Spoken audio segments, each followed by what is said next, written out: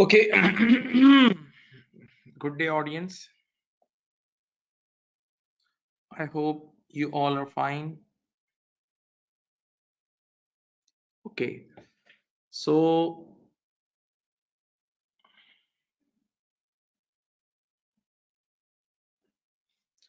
kindly tell me everything is perfect. The voice and the picture and the screen sharing, everything is perfect. Please write in the chat box. Everything is perfect.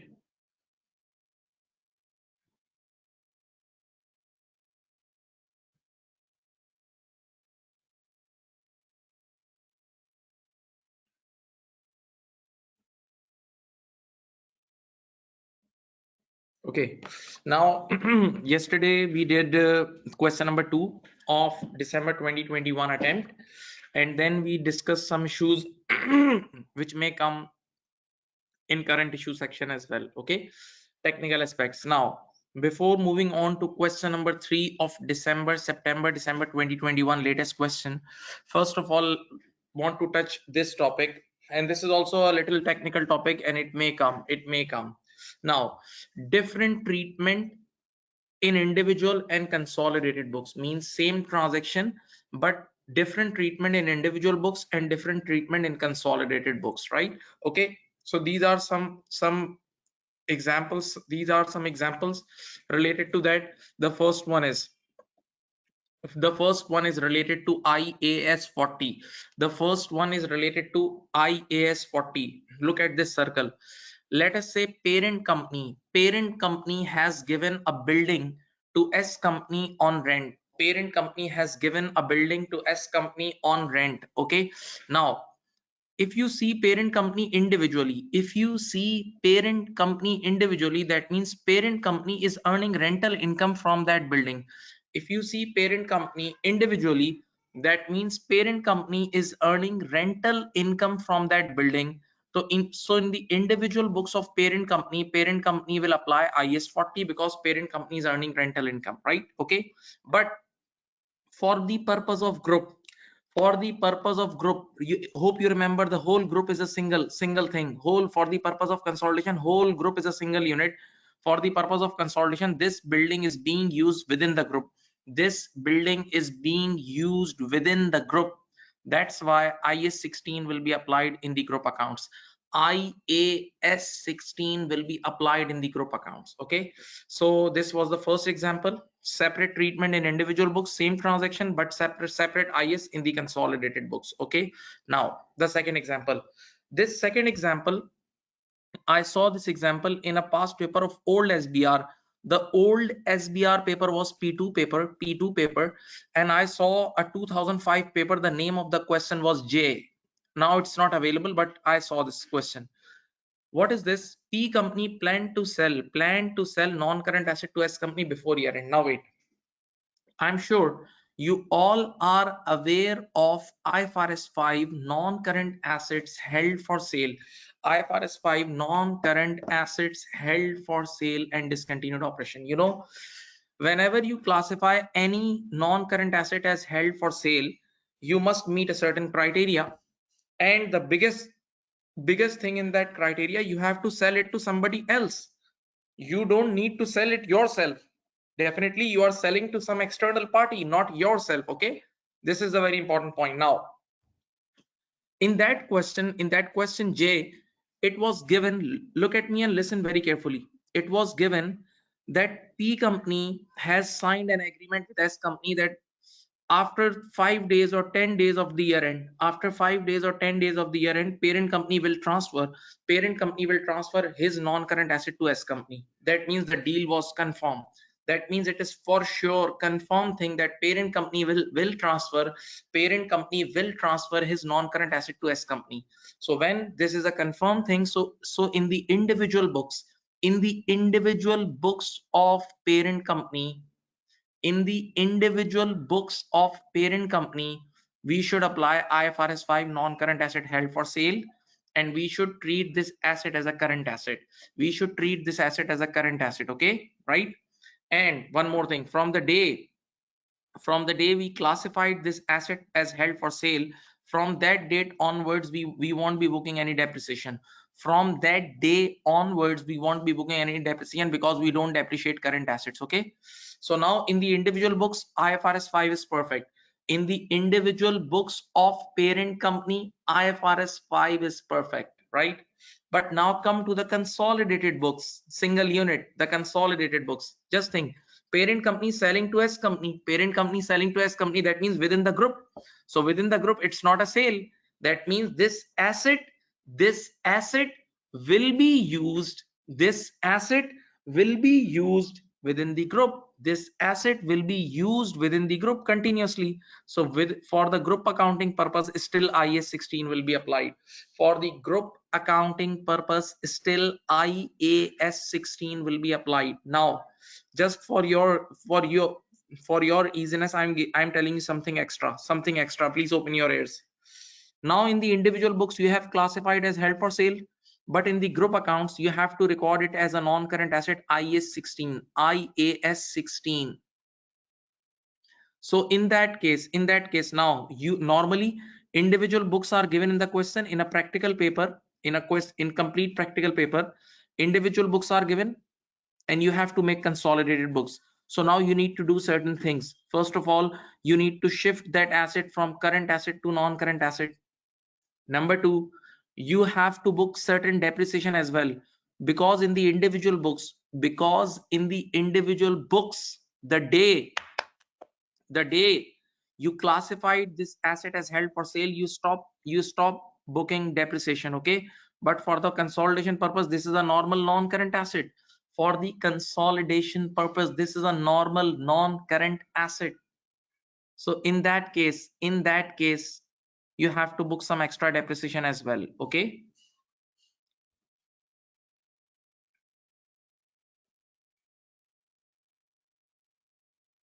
okay. Now the third example, one guy's also fair value adjustment. No, one thing I can say, at the time of held for sale sometime we book impairment. At the time of held for sale sometime we book impairment. So if parent company has booked any impairment, this impairment needs to be reversed in the consolidated books. This impairment needs to be reversed in the consolidated books. Okay, so these were the two examples. Now moving moving on for third example, this is related to hedge accounting. My dear students, I'm sure by now you all know the conditions for hedge accounting. If you want to apply hedge accounting in your books, you have to take permission from auditor and you have to fulfill certain conditions. You have to fulfill certain condition, and one of the biggest condition is you have to prove your risk. What is your risk? If there is a risk in your book, then you can hedge it, because through hedge accounting you reduce your risk. Through hedging you control your risk. So first of all you need to prove whether there is a risk in your books or not. Okay, right? Now, and without risk you cannot do hedge accounting. If you don't have any risk, if you don't have any exposure, you cannot book hedge accounting. Right? Now listen this example. uh Before this point number 3, I give you a layman example so that you can understand point number 3 easily. Listen, let us say today I was me and my brother watching a match between Pakistan and India, or Pakistan and England, any cricket match. Okay, so we entered in a bet. Okay, let us say gamble. I said if Pakistan wins, I'll pay you 10,000. I say this to my brother, if Pakistan wins, I'll pay you 10,000. And my brother said, if England wins, I'll pay you 10,000. Okay. So that means if Pakistan wins, that means I have to pay. That means I'll lose the bet. And if England wins, my brother will lose and I will win. Okay. So in the individual books of me and my brother, there is a risk.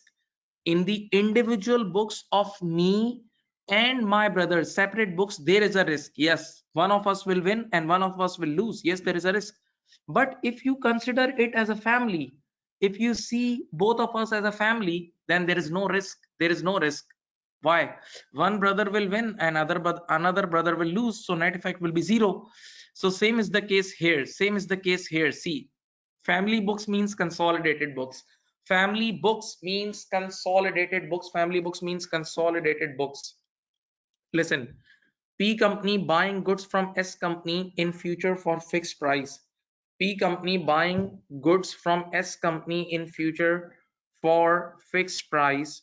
Now they have risk in their individual books but not in the consolidated books. Yes, yes, easy, easy. Just use your brain. Be relaxed. Today, parent company promise to S company that yes, I'll buy I'll buy inventory at the rate of rupees 100 per dollar. After 1 month, I'll buy a certain inventory, let us say steel. I'll buy steel from you at 100 per dollar, 100 per dollar rate. After 1 month, the rate is fixed. Okay, now let us say after 1 month the real rate goes to 110. The real rate goes to 110. So that means parent company will win, because now parent company will buy for just $100. So parent, in this case parent company will win and subsidiary company will lose. But on the other hand, if the prices goes down, parent company will lose and subsidiary company will win. So now yes, there is a risk in the individual books of parent and subsidiary. There is a risk in the individual books of parent and subsidiary. There is a risk in the individual books of parent and subsidiary. There is a risk of in the individual books of parent and subsidiary. But in the consolidated books, family books, there is no risk, because consolidation is like family, group is like family. In the group books there is no risk. So in the individual books, yes, hedge accounting is allowed, but in the consolidated books hedge accounting is not allowed at all. Did you understand? Please tell me.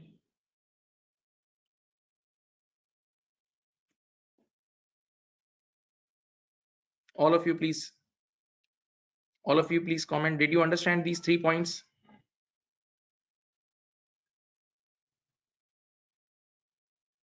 Okay, now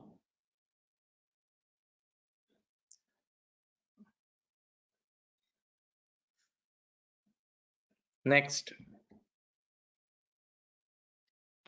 at the rate, this is very routine. The fourth point is related to the fourth point we teach in F7 FR level. Listen, you all know when parent company acquires S company, when parent company acquires S company, so parent company brings everything of S company to fair value. Parent company brings everything of S company to fair value. Remember, right? Now the question arises, sometime what happens when parent company acquires S company has got a contingent liability disclosure. S company has got a contingent liability disclosure, a contingent liability disclosure. S company has got a contingent liability disclosure in his individual books. Okay, so individual books according to IS 37, it's okay, because the outflow probability is only 30% or 40%, that means less than 50%. So in the individual books the disclosure accounting is perfect. But you know, for the purpose of consolidation, whenever parent company acquires any company, whenever parent company acquires any company with contingent liability in his books, then according to IFRS 3, you need to, there is a requirement, you need to capitalize, you need to record this liability if fair value of that liability is possible. If fair value of that liability is given, then you need to record that liability as a fair value adjustment at acquisition date. Remember, right? So again, there is a difference of treatment in the individual books of S company. In the individual books of S company, it's a disclosure, but for the group accounting purpose, you need to recognize certain contingent liabilities. Yes, if the fair value of that liability is available, if the fair value of that liability is available, if the fair value of that liability is available, if the fair value of that liability is available, right? Now the next thing, this is something non-routine thing for some students, but still you must know. You know, just think when parent company, open your eyes, when parent company acquires S company, when parent company acquires S company, normally this acquisition is done through shares. When parent company acquires S company, normally this acquisition is done through shares, okay? Like parent company has bought 80%, 90% or 100% shares, okay? So in the individual books, hope you remember, in the individual books, what we do, in the individual books, what we do, we write investment, we simply write investment on the asset side. In the individual books of parent company, we simply write investment on the asset side, okay? And in the individual books, we have certain options available. See the red, see this. In individual books, it may be recorded at cost. Yes, you can record it at original cost. You can record that investment at original cost. You can record that investment at fair value, or you can apply equity accounting as well. So in the individual books of parent company, the shares of subsidiary company are recorded according to one of these three treatment, according to one of these three treatment, according to one of these three treatments, okay? But in the consolidated books, it will be, it will be eliminated and proper consolidation is done. Yes, but when you make consolidated accounts, you cancel out investment, and what you do, you do complete adding together, right? You remember? So for consolidated books, we need to bring investment in subsidiaries at its fair value at acquisition date. This is a technical thing, I'll repeat it. First relax, first read it.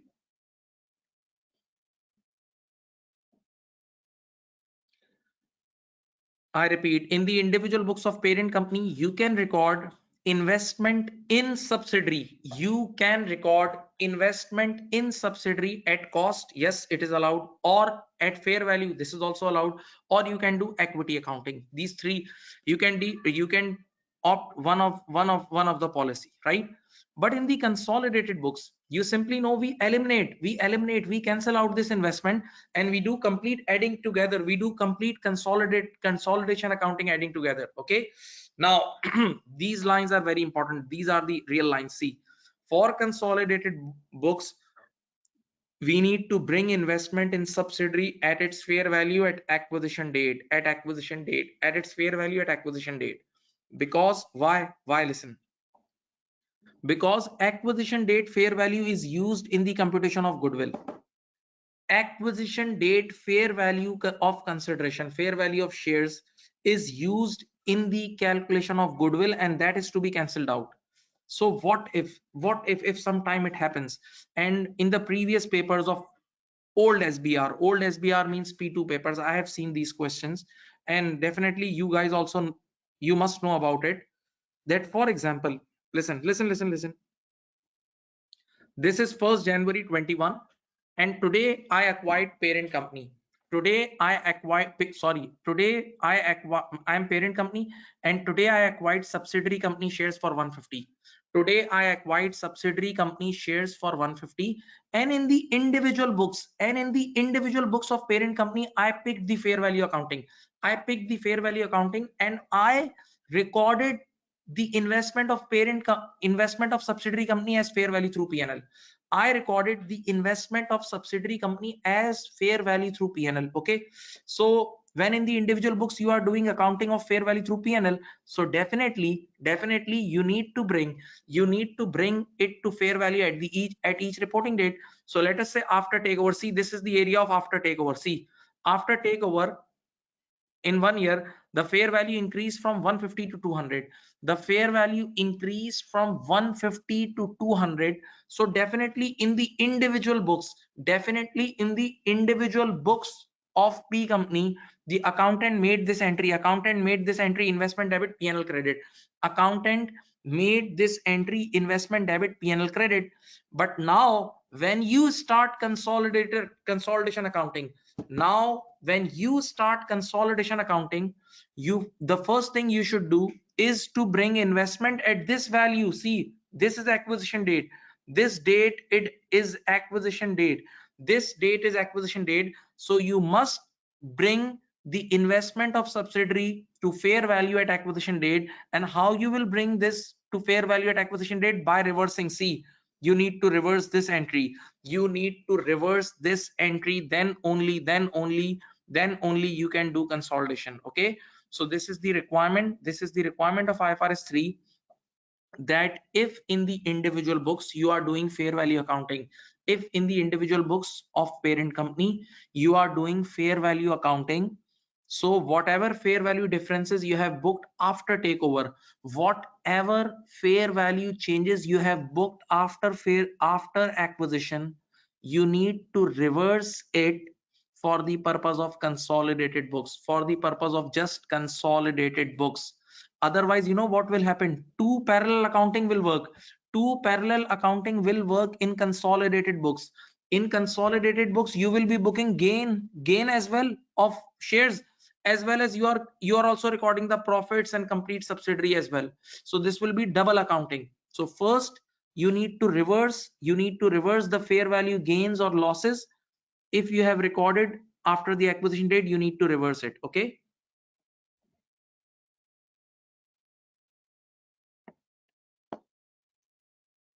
have you done it? Got it? So these few things you must know. These are the differences between individual books and consolidated books. Individual books and consolidated books. And you know, sometimes examiner test this knowledge of individual interaction between individual books and consolidated books. Individual books and consolidated books. Individual and consolidated books. Okay.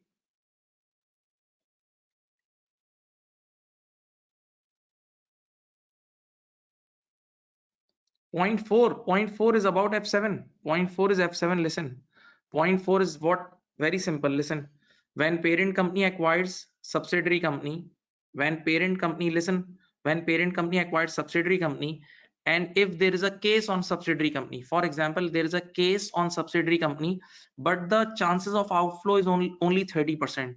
The chances of outflow in that case is only 30%. So in the individual books, we will apply IS 37. And IS 37 says whenever the chances of outflow is less than 50%, you just need to make disclosure.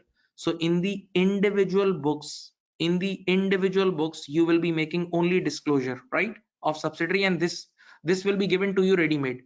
But for the purpose of consolidation, IFRS 3 says that if there is any contingent liability in the books of S company at the date of takeover, you need to recognize it. You need to recognize it in the consolidated books. And this transaction will be treated as a fair value adjustment liability. This transaction will be treated as a fair value adjustment liability. Fair value adjustment liability. Okay.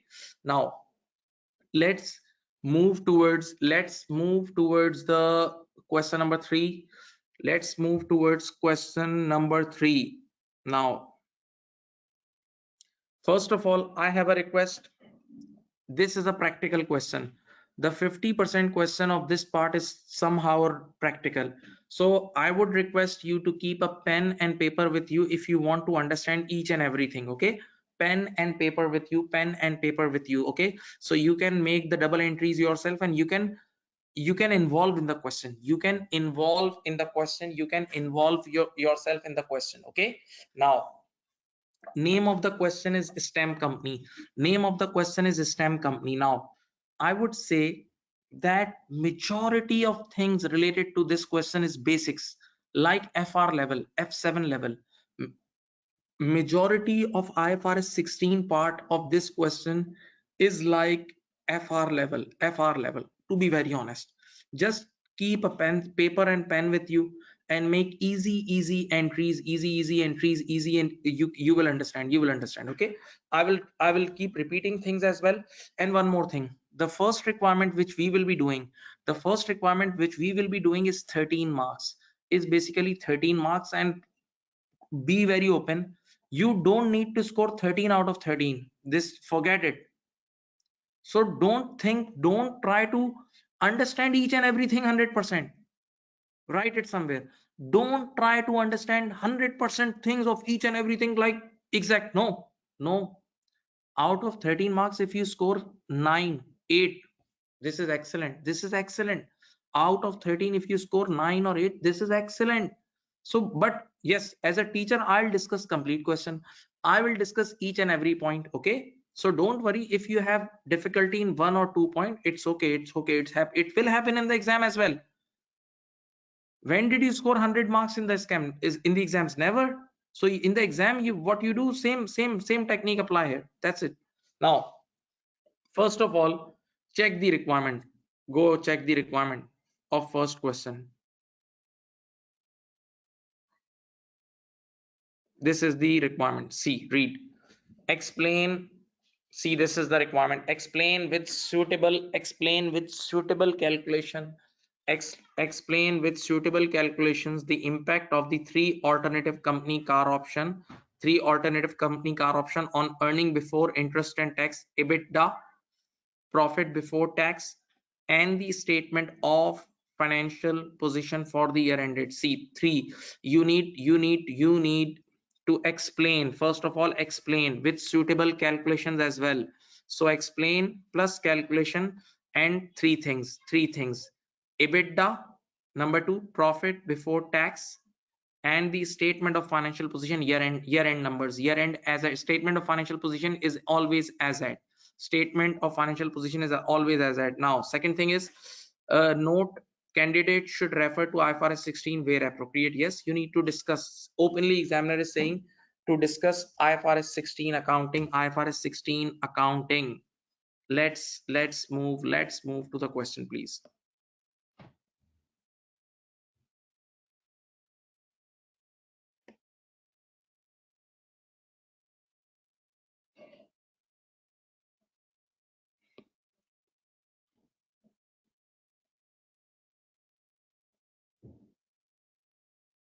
Okay.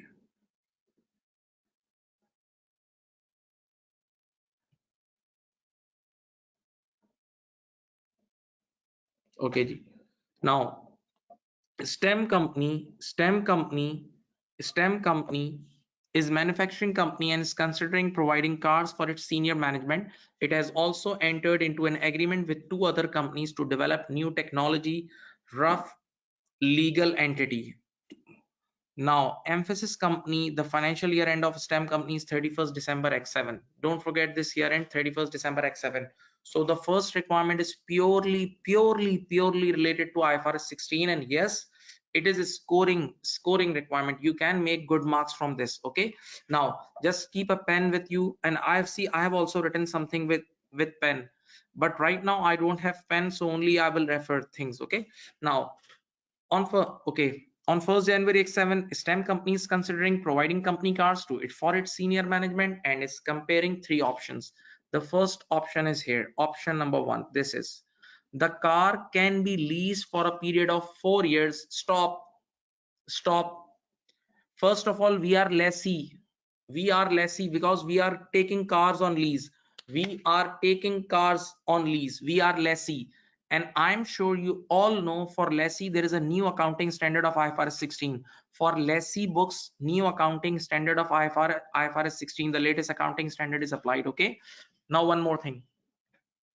In the lessee books, when you have taken it for 4 years, when you have taken it for 4 years, that means it's more than 1 year. That means it's more than 1 year.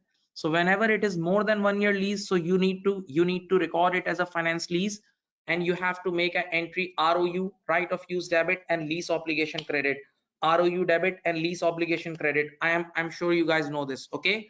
And how you make the entry for ROU debit and lease obligation credit? Very simple. Amount of listen, the amount of measurement: present value of future cash flows. Simple. Present value of future cash flows. Present value of future cash flows, not the market value. It's simply present value of future cash flows. Whatever you are going to pay in future, you have to take present value. And the good news is that you will be given ready-made present value in this question. You will be given ready-made present value in this question. You will be given ready-made present value in this question. In this question, you will be given ready-made present value in this question. Okay. Now start reading it. The cars can be leased for a period of 4 years starting on 1st January X7. So it's a finance lease. The cars have a total market value of 75274 on this date. Irrelevant, leave it. The required payments of 1403 on a monthly basis for the duration of the lease term, of which 235 is a servicing charge. Oh, excellent. My dear, first of all, if the transaction is pure pure finance lease, so since you were kids, your teacher used to say this dialogue. Listen, finance lease is like a loan. Finance lease is like a loan. Finance lease is like a loan. So when finance lease is like a loan, so whenever we pay the rentals of finance lease, it's like repayment of loan. Whenever we pay rentals of finance lease, it's like repayment of loan. Okay. And repayment of loan contains two elements. Repayment of loan contains two elements. Number one is the principal repayment, and number two is the interest expense. Okay. So normally, if the rentals are pure finance lease rentals, then it contains two things. Number one is the principal amount, and number two is the interest.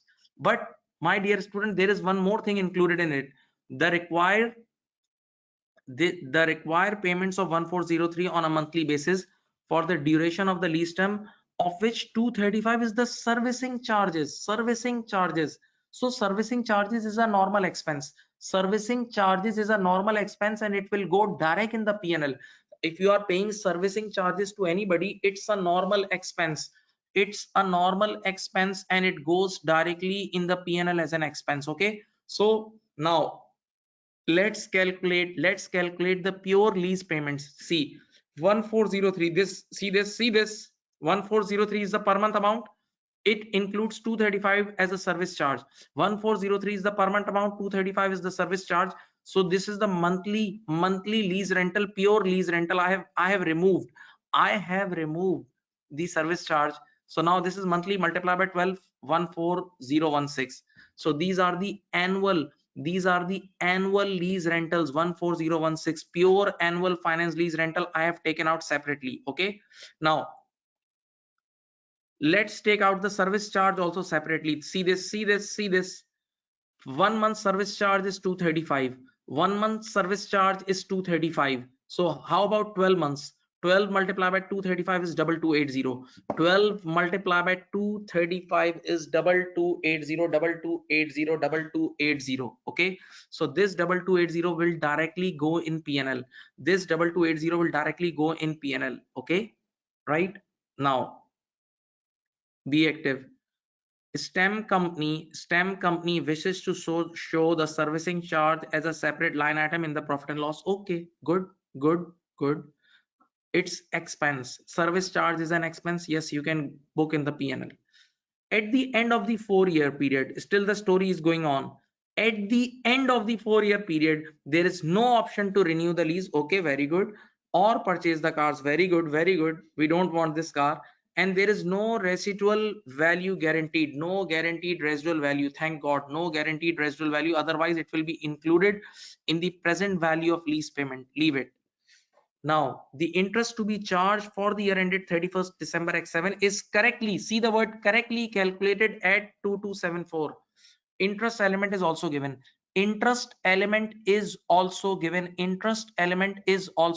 Okay. So I will teach you through entries. Don't worry, I'll remove the screen and I have the basic entries as well. Now, based upon implicit interest rate in the lease, the net present value of the lease payment over the 4 years is 50803, excluding the service charge. That means, see, the service charge is a separate thing. Do not include service charge in this deal. Service charge is a routine revenue expenditure, simple entry, expense debit, cash credit. It has nothing to do with the lease. Please keep it away out of this whole scenario. Okay. Now you have option number 1 in front of you. Just use your paper and pen. I told you, those who want to do things from basics, keep your paper and pen with you and make entries. You will love it. Please, because I'll move the screen. The first entry, Future cash flows present value. Present value of future cash flows is 50803. 50803. So on the day one, you will be making entry right of use debit and lease obligation credit. Right of use debit and lease obligation credit, right? Okay. One thing more. This 2280 service charge will go in P&L. Now, can anybody tell me how much actual rentals, pure lease rentals we'll pay this year? How much actual lease rentals we'll pay this year? How much actual lease rentals we will pay this year? It will be 14016. It will be 14016. Now, we just calculated, listen. And I told you many times, even your teachers told you many times, listen, that finance, listen, that finance lease is like a loan. Finance lease is like a loan. So paying finance lease rentals is like repayment of loan. Paying finance lease rentals is like repayment of loan. And whenever you repay a loan, there are two elements. There are two elements in the repayment of loan. Number one is the principal amount, and the number two is the interest. Number two is the interest. So active students, please. The total rentals, the total amount we are paying is 14016. The total amount we are paying is 14016. And out of this total amount, how much is the interest? How much is the interest? How much is the interest? 2274. How much is the interest? 2274. So if you subtract 14016 minus 2274, 14016 minus 2274, you will calculate the pure principal repayment. You will calculate the reduction in your liability during the year, reduction of your lease liability during the year. Okay, so this is how it works. Now giving you 30 seconds to just think over it, then I'll move the screen. 30 seconds to just think over it.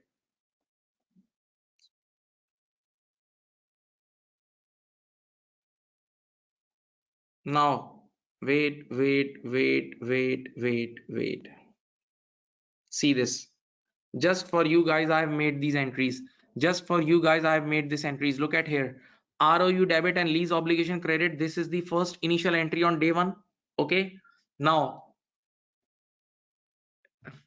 in this question, you guys will read that even you have read that the lease term is 4 years. Lease term is 4 years. So you need to, yes, you need to depreciate ROU. You need to depreciate ROU. See, ROU will be depreciated as 50803 divided by 4 years. So 12701 per annum is will be your depreciation expense. 12701 will be your depreciation expense. Okay. Then at the end of the year, make it simple. At the end of the year, you will make this much cash credit. You will make this much lease payment. See this. You will make this much lease payment, total lease payment. So it's 14016 cash credit, and finance lease is a loan. Finance lease is a loan. So whenever you pay the rentals, it like repayment of loan. And in the repayment of loan, there are two elements. In the repayment of loan, there are two elements. One is interest expense and the other is principal. Other is principal payment. So see, cash credit, you are paying rentals, cash credit. This is your interest expense. See, this is your interest expense debit, and LO means lease obligation. LO means lease obligation. Now student, please think. At the beginning of the year, how much was your lease obligation? See my, at the beginning of the year, how much was your lease obligation? It was 50803. At the beginning of the year, how much was your lease obligation? 50803.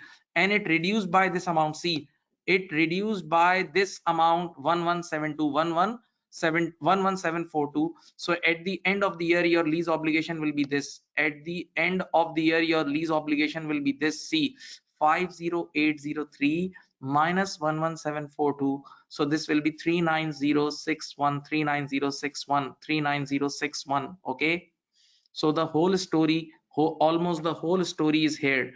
Yes, one thing I have not written, I'll show you that working as well. Just tell me, my dear students, what was the ROU? What was the ROU on the day one? The ROU was 50803. ROU was 50803. And you know, by the end of the year, ROU is depreciated by how much? ROU is depreciated by how much?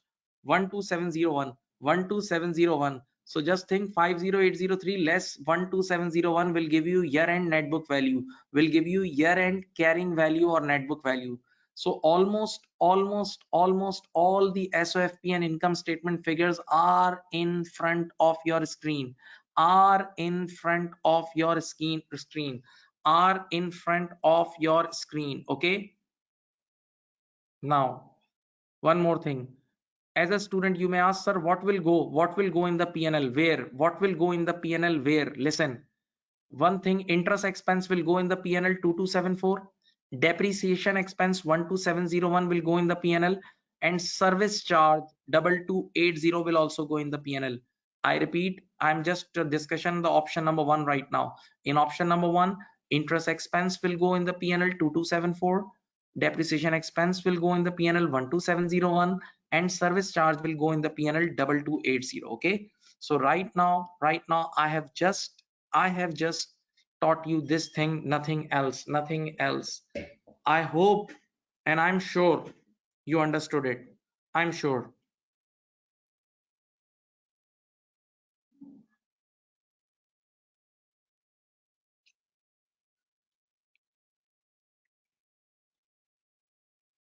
11742 is calculated by taking the difference between cash payment and 2274. It's a balancing number. It's a balancing number. Okay. Now, wait. Now let me move. Let me move.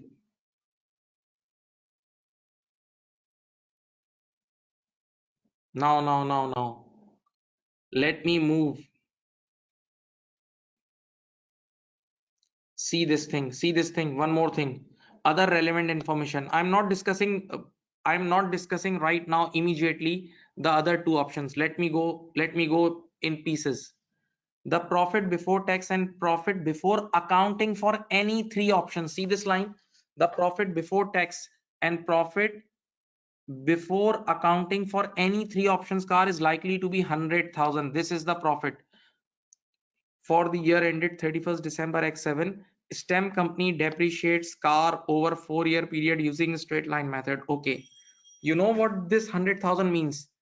Profit before tax means no tax is deducted, and before accounting for any three options. That means in these three options, there is some interest. Yes, there is some depreciation, and there is some operating expenses. In these three options, there is some interest expense. Yes, there is some depreciation expense. Yes, there is some operating expenses. Yes, like service charge. So what they are saying, this 100,000 is before taking anything. That means you have to deduct each and everything from this 100,000 yourself. That means you have to deduct each and everything which I just taught you from this 100,000 yourself. Okay. Okay. Now let me show you for the option number one how we'll deduct it. For the option number one, how we'll deduct it. Don't sleep. Don't sleep. Be active. Be active. Follow me. Follow me. Okay. Okay. See this. Now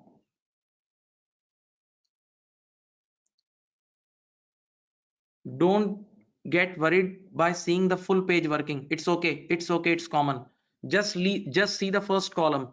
Just see the first column. I'm sure you have written something with you in your with you. Listen, profit before accounting. Only see the first column. Don't look at the second, third column. Leave it. Profit before accounting. Profit before accounting for these things, before accounting for car is 100,000. Now first of all, I have deducted service cost, service charge cost, annual service charge cost. We all just calculated was 2280. The moment you deduct 2280, because this 2280 is like operating expenses, so you will get EBITDA, EBITDA. Sir, why this 97180 is EBITDA? Let me tell you, because EBITDA means earning before interest, tax, depreciation and amortization. Okay.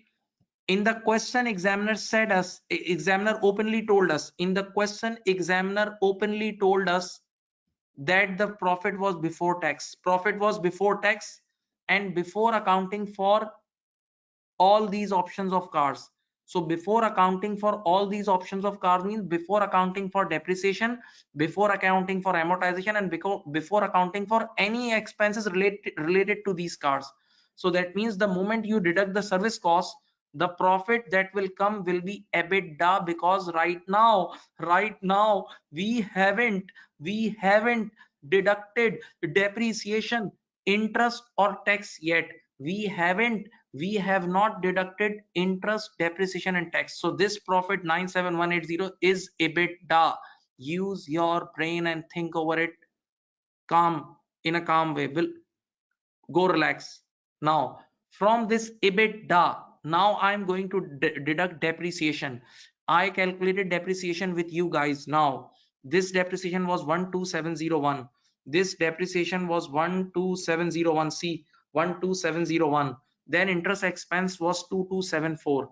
So now after deducting depreciation and interest expense, you will come to profit before tax, because now you have deducted everything except tax. Now you have deducted everything except tax. Okay, now a little bit working for SOFBC. This thing, this PPE will go in SOFP. This PPE will go in SOFP. Wait, I just showed you, even you guys told me the numbers. I just told you initially your ROU was 50803. Initially was your ROU was 50803, and in the first year you did this much depreciation. See, in the first year you did this much depreciation, this much depreciation. Okay, so 50803 minus 12701, what will be your year end? What will be your year end NBV? It will be 38103. See, my dear student, my respected student, this is your SOFP number.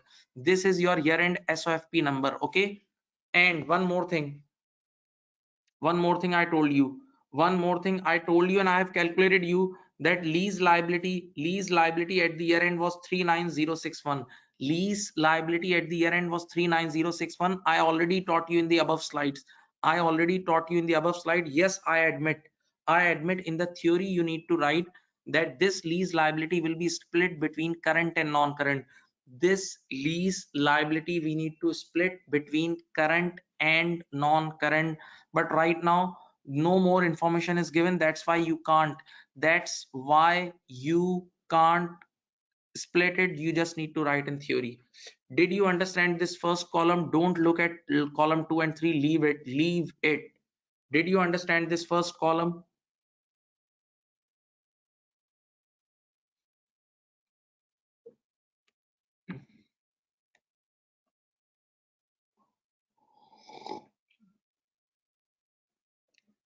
Please write in the comment. Please write, please.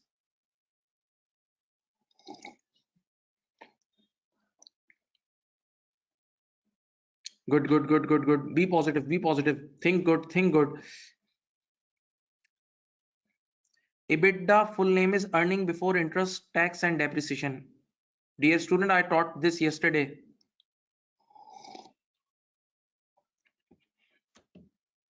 Which calculation is wrong? Wait. 100,000 less 2280 is 97120, I think. Okay. This number is wrong, I think. This number is little wrong. This number 97, it will be then 120. Okay.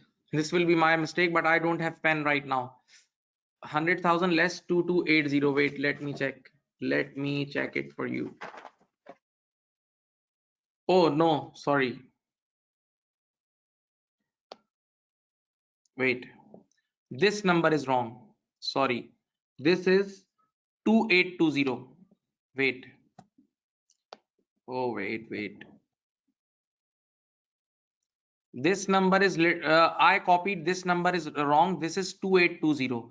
This number is 2820. Okay, student, this is my copying mistake, but I don't have a pen right now, so I can't correct it right now. Okay, but you do remember this is 2820. Okay, now thank you for the update. So it's 2820. It's transposition error 8 and 2. Okay, now let's keep motivation. Let's move to the second and third option, and they are also easy. You will understand. Now option number 2, this is option number 2. The car can be purchased for, what was the market value of the car? Students, think over it. What was the market value of the car? The market value was 75274. The market value of the car was 75274 with 100% bank loan. Okay, now don't think about leasing, just think two entities. See, there is a bank and there is a car shop. There is a bank separate and there is a car shop. Okay, first you went to the bank. First, see, I have made basic entries. First you go to the bank and you take the loan of 75274, because yes, you have to buy the car from market. You have to buy the car from market, so from market you have to pay market value. If you want to buy car from market, then you have to pay the market value. So first let's arrange the cash. Go to the bank and take this loan. Bank debit and loan credit. Student, baby entry, bank debit and loan credit. Okay, now next moment you go to the car shop and you paid this 100,000, sorry, you paid this market value complete. You bought car, the entry will be car debit and cash credit. Car debit and cash credit. Third thing, please be active with me.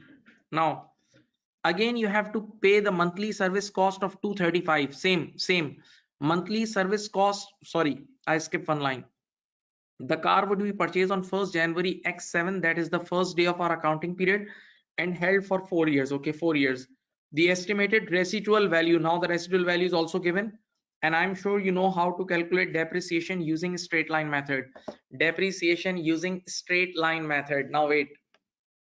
So the loan would be repayable in 4 annual installments commencing from 1st January, from 1st January X8. That means open your eyes. By the end of the year, you didn't pay a single penny. You're not getting. My dear students, see the repayment date. What is the repayment date? 1st January X8, and your accounting period ends on 31st December X7, and your accounting period ends on 31st December X7. So by the end of the year you didn't pay a single penny, you didn't repay a single penny of loan, and there is an interest accrued will be added. You have used the loan for the whole year. Listen, repeat. By the end of first year you didn't repay a single penny to the other party, plus you use the loan for the whole year, so there is an accrued interest as well. So that will be added in your loan, that will be added in your loan liability. So the total liability at the year end, is 75274 plus the accrued interest, which is 5%. Accrued interest, which is 5%. All of you use your calculator. I'm not going to use calculator now. 75274 multiplied by 5%, this is your accrued interest, and this will be added in your loan. This will be added in your loan.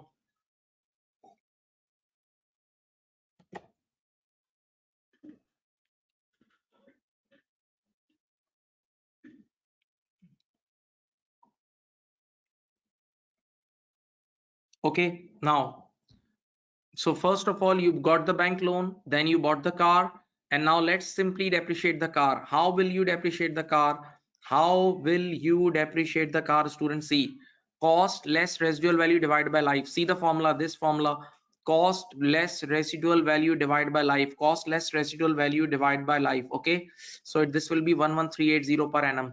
This will be 11380 per annum. Okay, my dear students, now for this option, don't sleep please. You have to still pay the service charge, same 235 multiplied by 12, same 235 multiplied by 12, that is 2820. 235 multiplied by 12 is 2820. Okay, now second thing which you have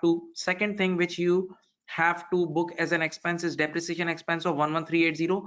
Third thing which you have to book as an expense in the income statement is loan interest, which is 5% of the loan, which is 5% of the loan, which is 5% of the loan. Okay, I'm sure you have copied or you have seen all this data. Now please allow me to move to that screen. Please allow me to move to that workings. See, now see the second column. See the second column. First of all, profit before accounting for car was 100,000. profit before accounting for car was 100,000. Again, this number is wrong by me. This number is wrong written by me. This is 2820. This is 2820. First of all, you have to deduct the service charge because it's a pure operating expense.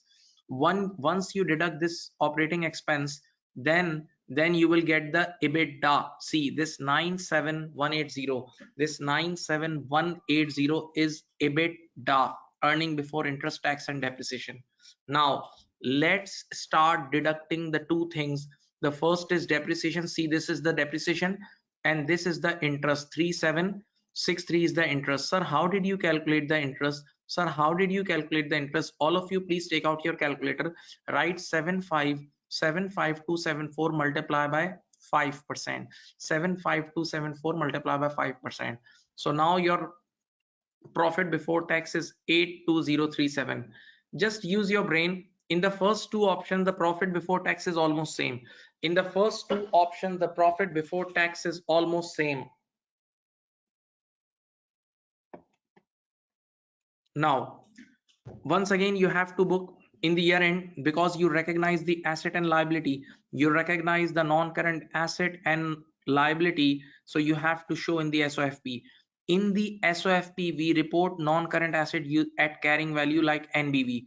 So how you calculate the NBV? Cost less depreciation. Cost less depreciation. So this is the first year depreciation. So original cost of this car was 75274 minus 11380. This will be 63894. This will be 63894. Okay, now what will be the loan liability? What will be the loan liability? I already told you, I already showed you, my dear student. This company didn't, in this option 2, we didn't pay a single penny before the year end. So that means the original loan still the same plus the accrued interest. Original loan plus the accrued interest, the total loan will be 79039. Total loan will be 79039.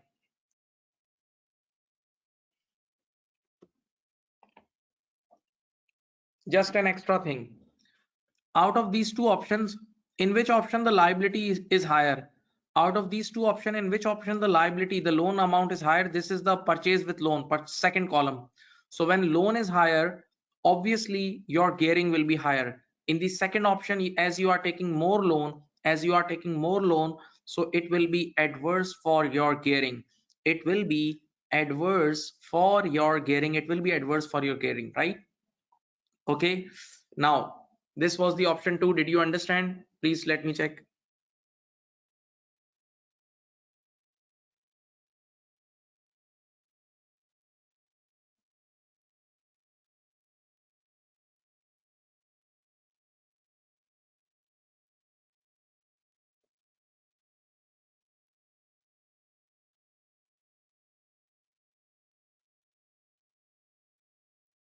Okay,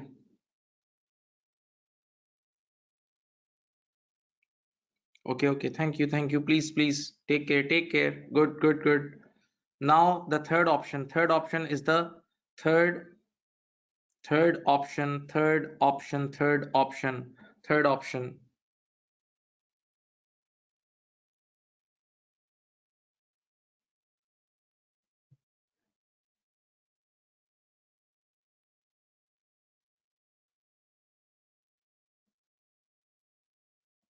See, option number 3. You all know this much, IFRS 16. If you buy any asset on lease for less than 12 months, then this is the operating lease and you don't need to recognize any ROU or any lease obligation. Read it. A final alternative is to lease the car within a 12 months agreement on 1st January X7 with no purchase option. Okay, so pure less than 12 months deal. The cost would be 1900 per month, 1900 per month in advance, including service charge. See, this 1900 already includes service charge. But now the good news is you don't need to separate, you don't need to split the service charge and lease payment.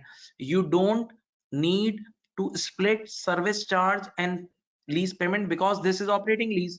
My dear student, option 3 is operating lease, and operating lease rental straight away goes in PNL.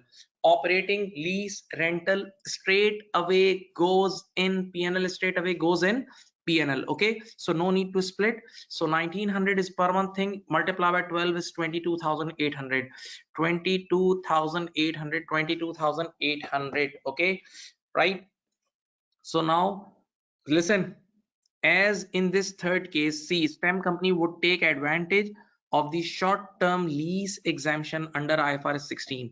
Under IFRS 16, short-term lease exemption under IFRS 16, under IFRS 16. Okay, so now no need to book any ROU, no lease obligation. No ROU, no lease obligation. Listen, when no ROU, that means no depreciation expense. When no lease obligation, that means no interest expense. So in this option 3, there will be no depreciation expense, and no interest expense. Just complete rental is operating expense. Complete rental is one short operating expense. Okay, so let's move to this third part. See, in the third column, look at here. In the third column, please student, look at here. Profit before accounting for all cars was 100,000, and you have to deduct simply in one shot. It's an operating expense. It's an operate. Now you have only operating expense, no depreciation, no interest, nothing. So in one shot you deduct 22,800. So your EBITDA is 77,200. EBITDA went down. See, EBITDA went down because EBITDA is profit before interest, tax, depreciation and amortization. But now you don't have any depreciation and amortization, and you booked everything. You booked everything before EBITDA. So definitely your EBITDA went down in this case. But as compared to other case, the EBITDA is high. Okay, now see, in this case there is no depreciation, there is no interest, so your profit before tax will be 77,200. And now see the SOFP. Nothing will go in SOFP, because in this case you did not recognize any non-current asset at the beginning, no ROU and no lease obligation, so liability and everything will go 0, 0. Liability and everything will go 0, 0. That's it. Now this was the major table for this question. If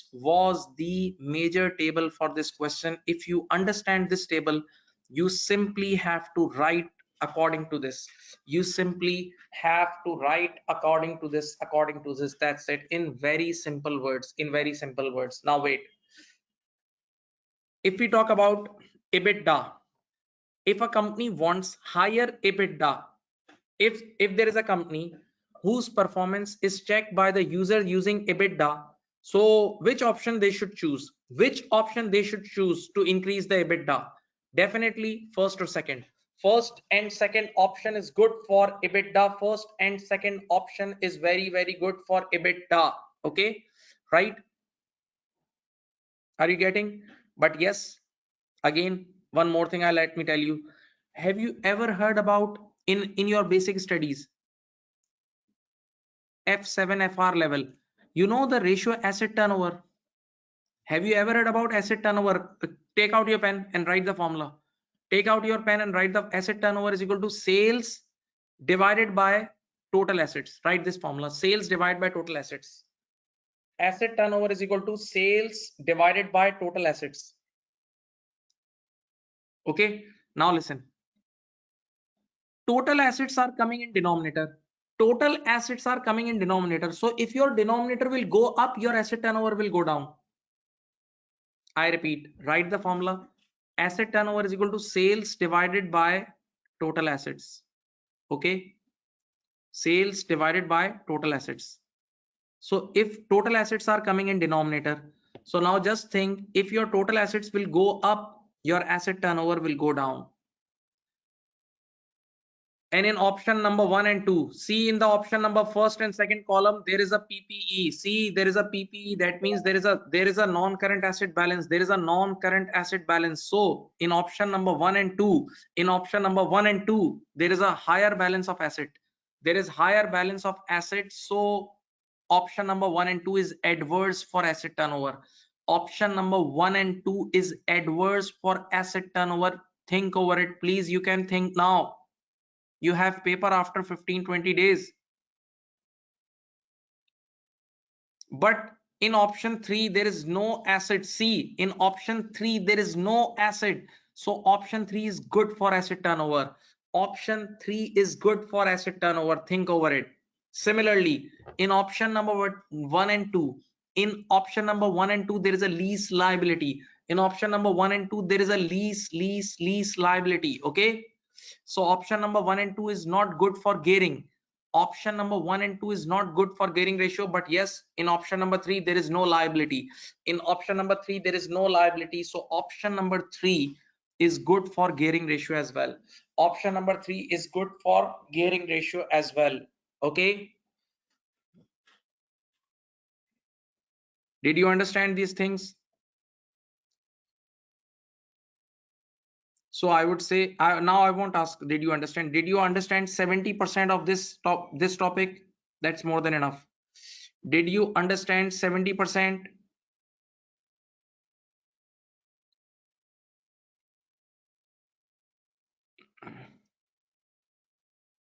Okay, thank good. 70% is the target. 70% is the target. No more 100%, no more 99, 95. Sorry, 70% is excellent. Now we just have to write whatever we discussed. We just have to write in simple words. Simple words, you whatever we have discussed. Okay, right? Just want to show you one thing last in the end. Can you see this connection? This connection, see the original liability. Take out your calculator. 50803, 50803, and I have directly subtracted 11742 from 50803. I have directly subtracted 11742 because I made the entry for you. From 50803 I have directly subtracted 11742 so that you get this number. Okay, but you know examiner, how examiner speaks. Wait, take out your calculator. First of all, write 50803 and subtract this amount first, 14016. 50803 less 14016 and then add interest. 50803 less means subtract, less 14016 and then add 2274. You will get the same number. It's the same technique. Either you can do 50803 less 11742, you will get the year end liability immediately, or you can do 50803 less 14016 plus 2274. My respected student, these two strategies are same. The wordings we may use may be different, but these two are same thing. Okay, you can use any wordings.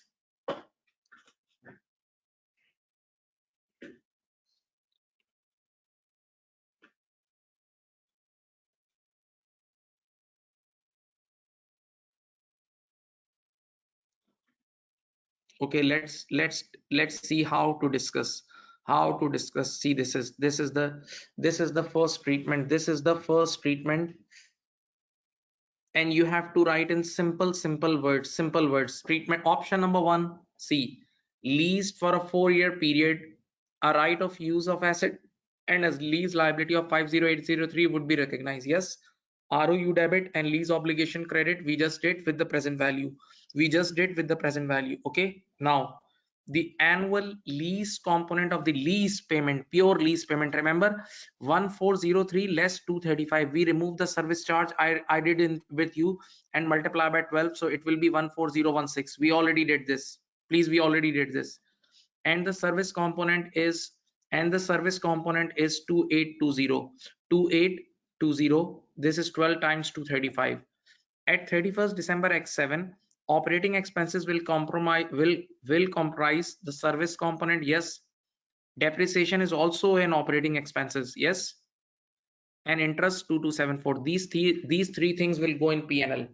These three things, as I told you using entries, as I told you in the above sheet, that depreciation expense, interest expense and the service charge, these three things will all go in P&L. The lease liability recognized will be 50803. Yes, at the day one the lease liability is 50803, and then you can add 14016, sorry, less 14016 plus interest. You will get 39061, or you can use my shortcut. Remember my shortcut with entry, both are correct. The closing lease liability will be split. You have done the basics, you have seen the lectures. At the year end, you split the lease liability between current and non-current, current and non-current. Okay.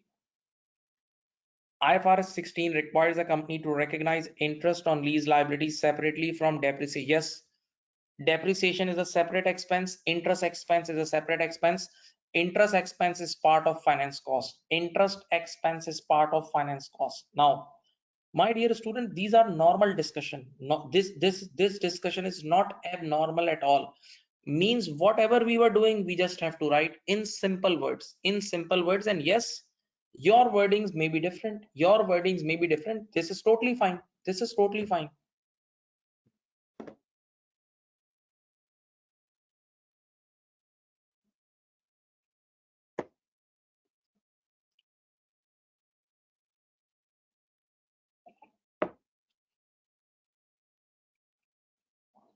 Okay. Treatment number two, remember we bought car on loan. We first took loan and then we bought car. So first we took loan of 75,000 something. See, purchased on 1st January X7. If the cars were purchased on 1st January X7, the depreciation would be this much. See, even I used the baby formula, cost minus residual value divided by life. Remember, cost minus residual value divided by life. This depreciation we have already calculated, and interest we calculated on 75274, this thing, right? The car would have to be serviced at a cost. Yes, again in the question it was written that the service there will be a service charge as well. So just for your recap, in this option again you have three expense. In this option again you have three expense. In this option again you have three expense. The first is depreciation, the second is interest expense, and the third is service charge. Again same. Option number three, see, these are the basic discussion of IFRS 16. Leased on 12 months agreement, instead of applying the recognition requirement of IFRS 16, we are not going to recognize it. Recognize means ROU debit and lease obligation credit. A lessee may elect to account for the lease payment as an expense on a straight line basis over the lease term.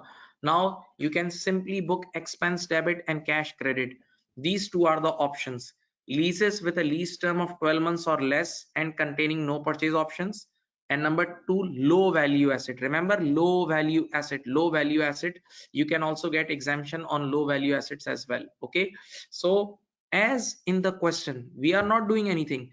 In the question, examiner has asked you to apply exemption, in this option 3. So you did apply the exemption. Okay. Now, impact, listen, the effect of applying IFRS 16 exemption would be that neither an asset nor a liability will be recognized. Yes, if you apply exemption, then no ROU, no lease obligation, nothing in the statement of financial position, neither a right of use. Yes, if this exemption is applied, instead an expense will be recognized in the profit and loss.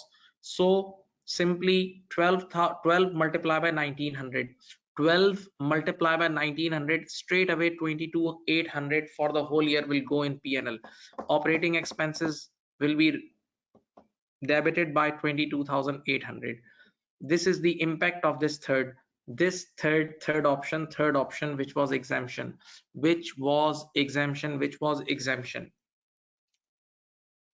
Now, hope you remember the requirement. I first read the requirement. Remember, I first of all I started the question with requirement. My respected students, hope you remember the examiner asked the impact of these three on EBITDA. This is typing mistake. EBITDA, it's not this spelling. The spelling is wrong in the heading, so it's EBITDA. Now it can be seen that the impact on EBITDA is greatest if 12 months lease are the third option. In the third option, we just saw the lowest EBITDA. We just saw the lowest EBITDA because the major expenses were booked before EBITDA. This is because the cost is shown in operating expenses. Yes, you booked everything in operating expenses. Additionally, profit before tax is also lower under this option. EBITDA does not include lease interest when IFRS 16 is used, and thus it's naturally higher. Listen, in the option number 1 and 2, there was some interest as well and some depreciation as well. There was some interest and depreciation as well. And EBITDA, yesterday we also, EBITDA never includes these two. So definitely in option number 1 and 2, you will find higher EBITDA. You will get higher EBITDA. You will get higher EBITDA.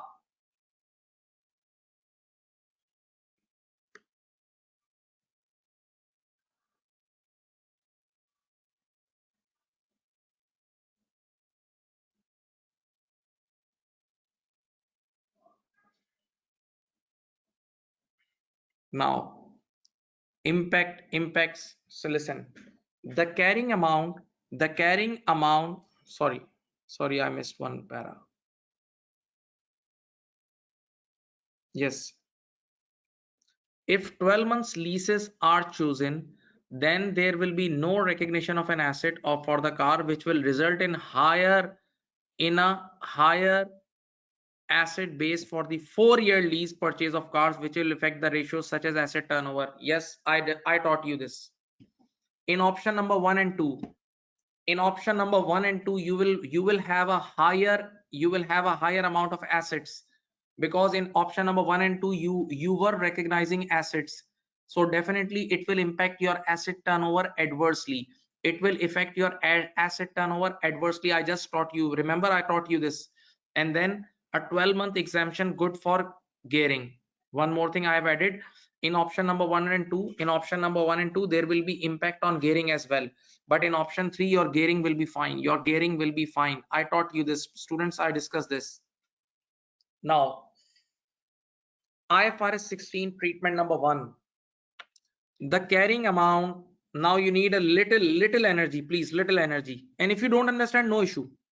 If you have understood the question till now, you have scored 10 marks, 9 to 10 marks you have done.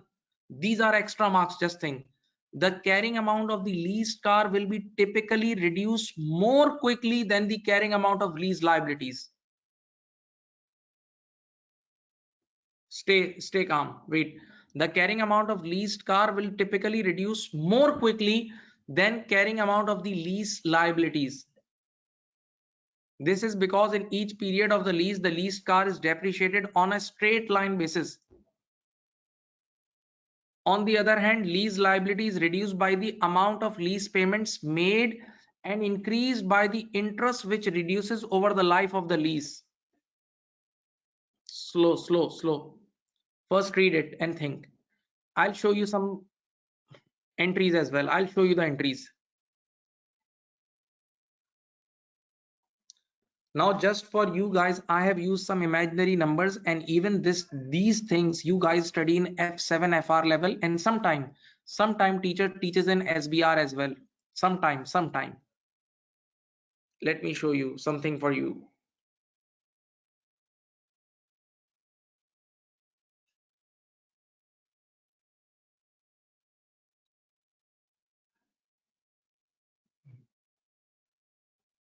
Wait, it's on the,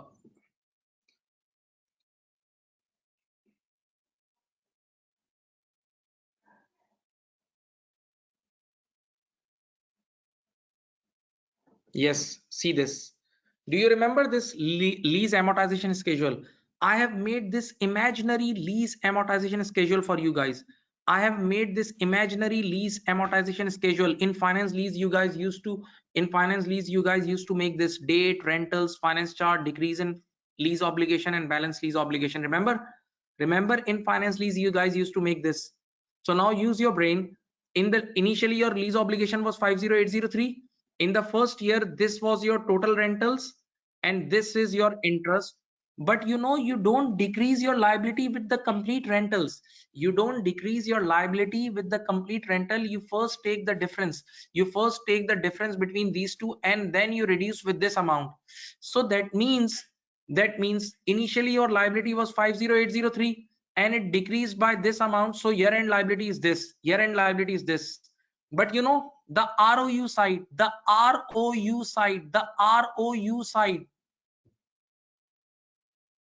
in the ROU side, you straight away deduct the depreciation. You straight away deduct the depreciation of 12701. So just think, in the first year you booked, you reduce your liability by 11742.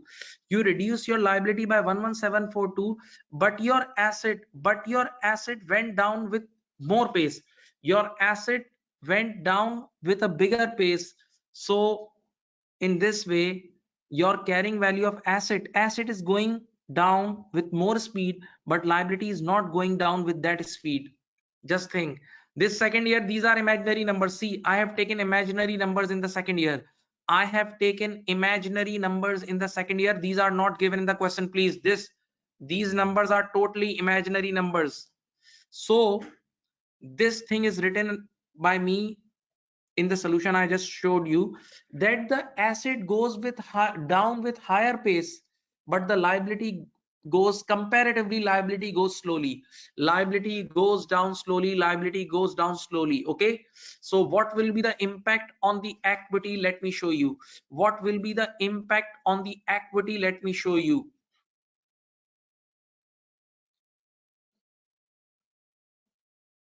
See this, see this. C is equal to A minus L. See, the liability is going down with a slower pace, but the asset is going down with a higher pace. So asset will be more lower, so finally your equity will be lower. Your equity will be lower. Just think, C is equal to A minus L. Capital is equal to assets minus liabilities. Liabilities going down slowly, and assets is going down fast comparatively. So ultimately the value of your assets will be much lower than the value of your liability. So your net asset will be impacted negatively. Your net asset will have a negative impact. Think over it. It's technical, I know. It's technical. This is what is written.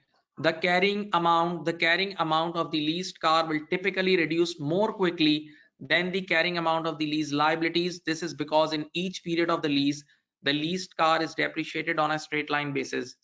Lease liability is reduced by the amount of lease payment made and increased by the interest, which reduces over the life of the asset. Every year the interest expense goes down. The amount of the lease asset and lease liability are the same at the start. On the day one, they both were same. At the day one, we made the entry ROU debit and lease obligation credit. They both were same. The amount of the asset thing would typically be lower, than that of a liability throughout the lease term. This will result in the further reduction in the reported equity as compared to 12 months lease. As compared to 12 months lease, the equity will be more down. The equity will be more down. So those companies who wants their equity or net assets to be higher, they should go for option number 3. Those companies who wants their equity to be higher, they should go for option number 3. They should go for option number 3. Okay, so this will impact your equity or net assets adversely in starting options. Okay, I know this is a bit technical, but if you think over it, you will understand. If you think over it, you will understand.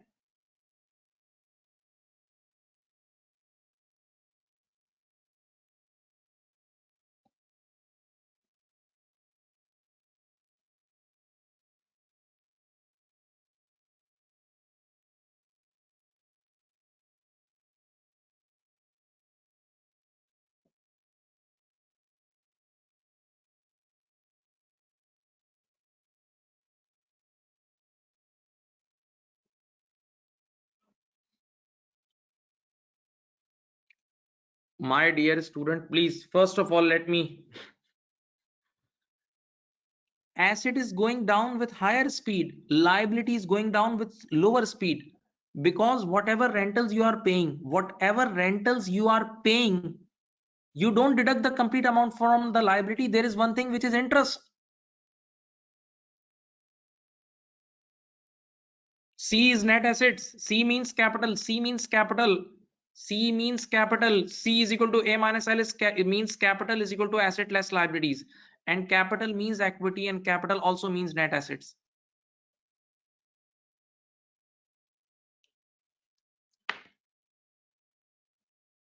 Now,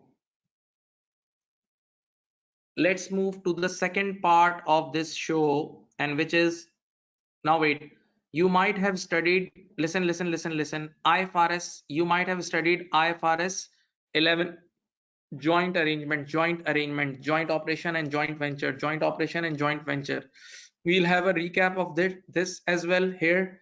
And then we'll have something about equity accounting general discussion, no more advanced level things, okay? And finally something about associate also. Now, discuss briefly. First of all, read the requirement B part 1. Discuss briefly. Now wait, why I'm discussing this requirement? This is a general requirement. This is totally a general requirement. Just make up your mind. Discuss briefly principles of the equity method of accounting and whether it is more relevant measurement basis than cost or fair value for an investment of in an associate company. Don't take tension, go relax, very relax. You know, when you buy 30% shares of a company and you get significant influence in that company, then you do equity accounting. Then what you do, this is equity accounting. And how you do equity accounting, listen, COI, cost of investment, add post profits of that company, multiply by your share, multiply by your share, right? And you report this is in one line, because equity accounting does not mean adding together. Consolidation is a separate thing. Whenever you get control of an entity, you do adding together. Whenever you get control of a certain entity, you do adding together, right? But if you don't have control, you just have significant influence, you just have what? Significant influence. In that case, you just do COI, cost of investment, add post profits of associate company, multiply by your share, and you just report it in one line. Now this is what we call equity accounting. Now tell me, listen, whether it is more relevant, see the word, whether it is more relevant, just think relevant means useful for shareholders, then cost or fair value of an investment in an associate company. Now listen, yes, it is better than original cost. If you report this investment at original cost, then that will be outdated. Why? Because in equity accounting, as you are the owner of that company. For example, I have bought 30% shares in associate. That means I am the 30% owner. I am the 30% owner of associate. So if the performance of associate is going up or down, like the profits of associate is going up or down, so it should be reflected in my books. And yes, this reflection is done. Using equity accounting. So yes, it is better than cost. Okay, right? Now compare it with fair value. Listen, fair value has its advantage and has disadvantage as well. Listen to me. If you record it at fair value means stock market value. So there is no guarantee that the profits are already recorded, in the fair value. But as compared to equity accounting, you properly record the profit share. Number two, if you record it at fair value is a pure judgmental based thing. I hope you remember IFRS 13. In fair value, you need to apply level 1, level 2, level 3. There are a lot of things. There are a lot of judgments. So whenever there is a judgment comes, whenever there is a judgment comes, the reliability of books goes down. The reliability of books goes down. So in terms of fair value accounting, there is a judgment element is also there. And yes, if that company is listed company, if that company is listed company, then fair value is very easy and accurate. If that company is listed or stock market companies, then you can easily calculate the fair value through stock exchange. But what if that company is unlisted company, then this will be very difficult. Then this will be very difficult. Then this will be very, very difficult, right? So you just have to write, you just have to define see briefly, discuss briefly principle of equity accounting. First of all, you need to define how we do equity accounting. Then after that, you need to compare it with cost and fair value, just 4 marks. You need to compare it with cost and fair value, just 4 marks. That's it, that's it. And this is general discussion, not linked to this question, not linked to this question, general discussion. Okay, see the exam, there is no need to refer any exhibit when answering this. See this, see this note, see this note. There is no need, there is no need to refer any exhibit when answering part B of this note. Okay, let me show you.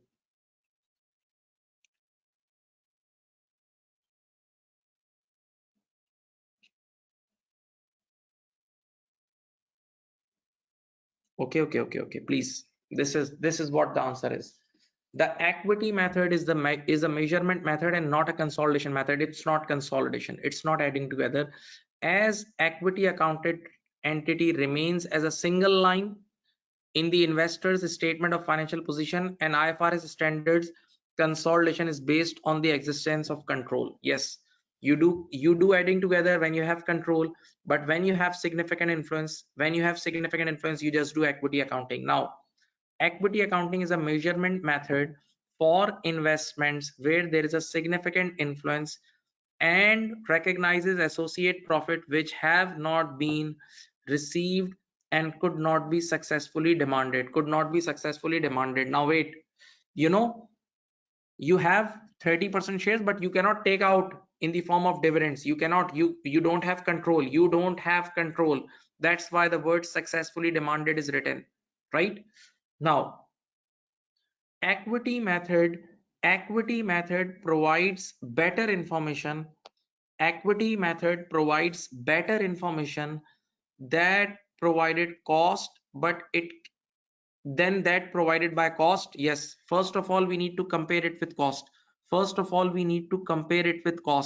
So it's better than cost because it, the cost is, outdated thing. Historical cost means like you bought 3 years back, like you bought these shares 3 years back, so now the values are changed, the performance is changed. So it's better you use equity accounting because equity accounting at least includes the performance of associate. Equity accounting at least includes the performance.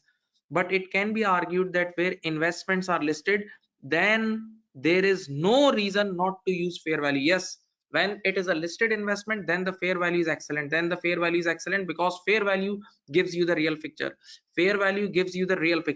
However, if an investment is listed, then its fair value would be easier to establish and more appealing than the numbers derived from the equity method.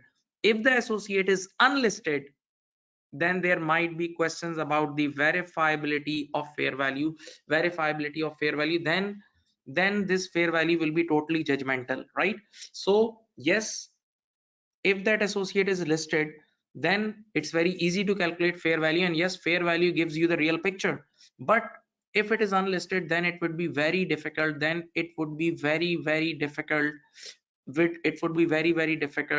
to say that this fair value is real or not. Then it will be a judgmental based thing. Okay, now I want to give you one more aspect of equity accounting. It is not asked in this question, but yes, in 10 to 12 years back it came in your FR paper. 10 to 12 years back it came in FR paper, that the criticism of equity accounting,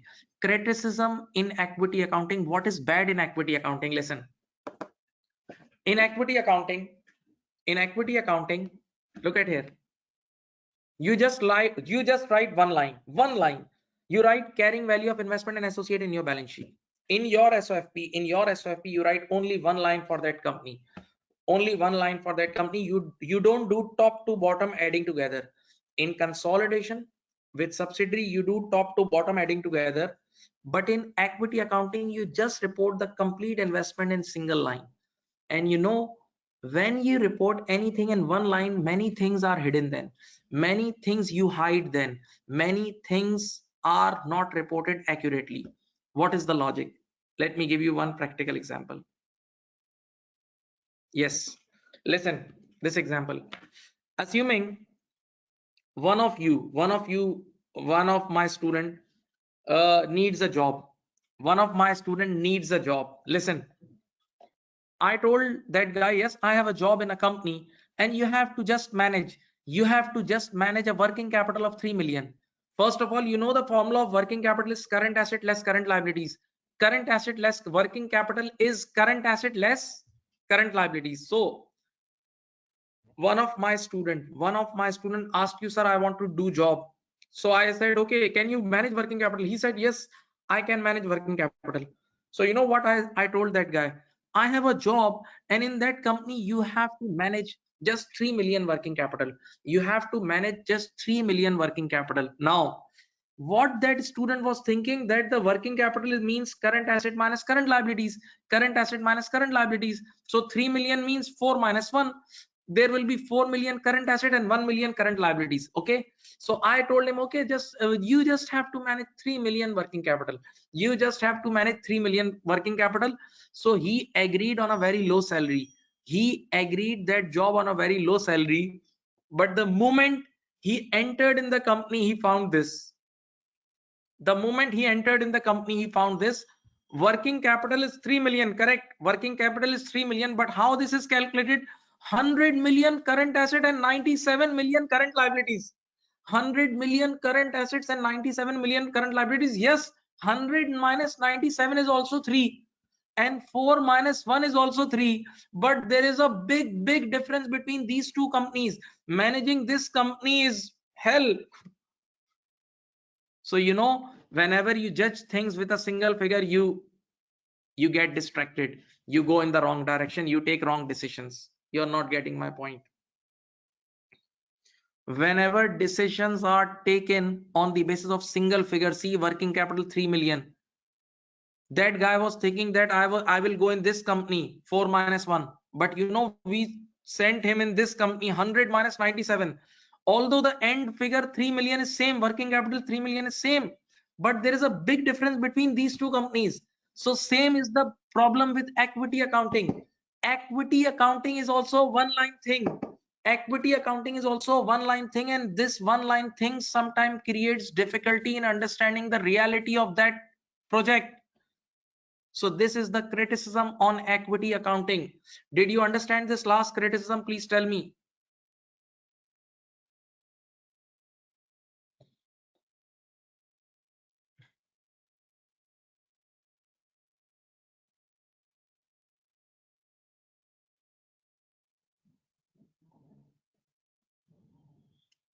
Got it? Now please don't expect 100 marks. You all, I know you guys. You guys expect 100 marks, and you guys want to understand each and everything crystal clear. No, this is a technical paper. Be happy with 70% understanding. Say thank God. 70% understanding is very good. We don't want 100% understanding. First make this mind. During article reading, during solving questions, please don't expect 100% accuracy. 70, 65 is good. Okay, now let's take a break, and then I'll discuss the remaining part. We are going to take 15 to 20 minutes break, and then we'll join. Okay, come fresh. Thank you.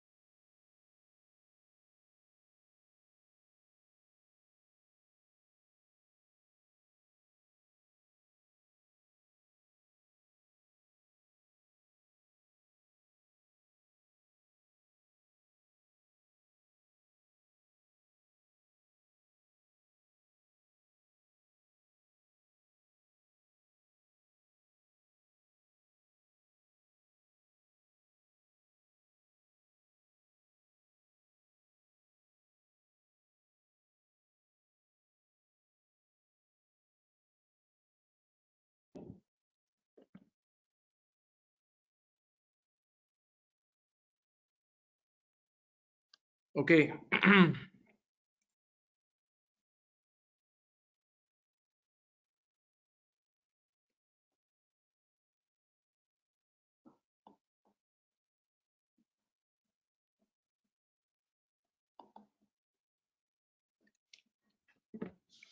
Okay, students.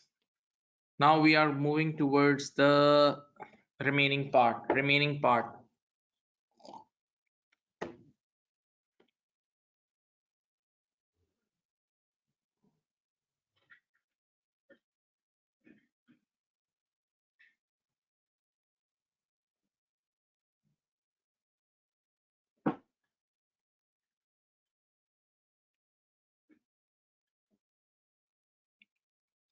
Okay, this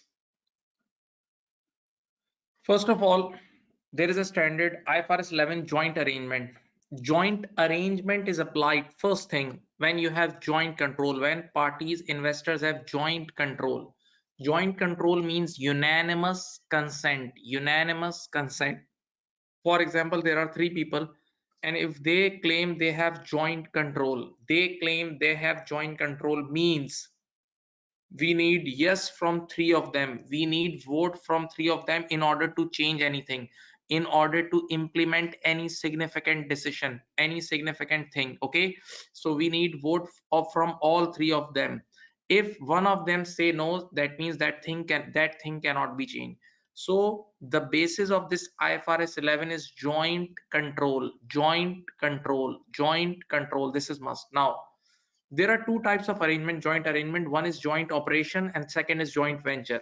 In joint operation, normally we don't create a separate entity, separate legal entity. Normally what the investors do, they bring their own assets and they share their assets, they share the revenue, they share directly the revenue, they share the cost. For example, there are three teachers. One teacher owns office, one teacher has premises, the other teacher has furniture, and the third one has marketing skills or some other skills, right? Now they combined it, and now they distributed the time, and they distributed the revenue, they distributed the total cost. So such arrangement is called joint operation.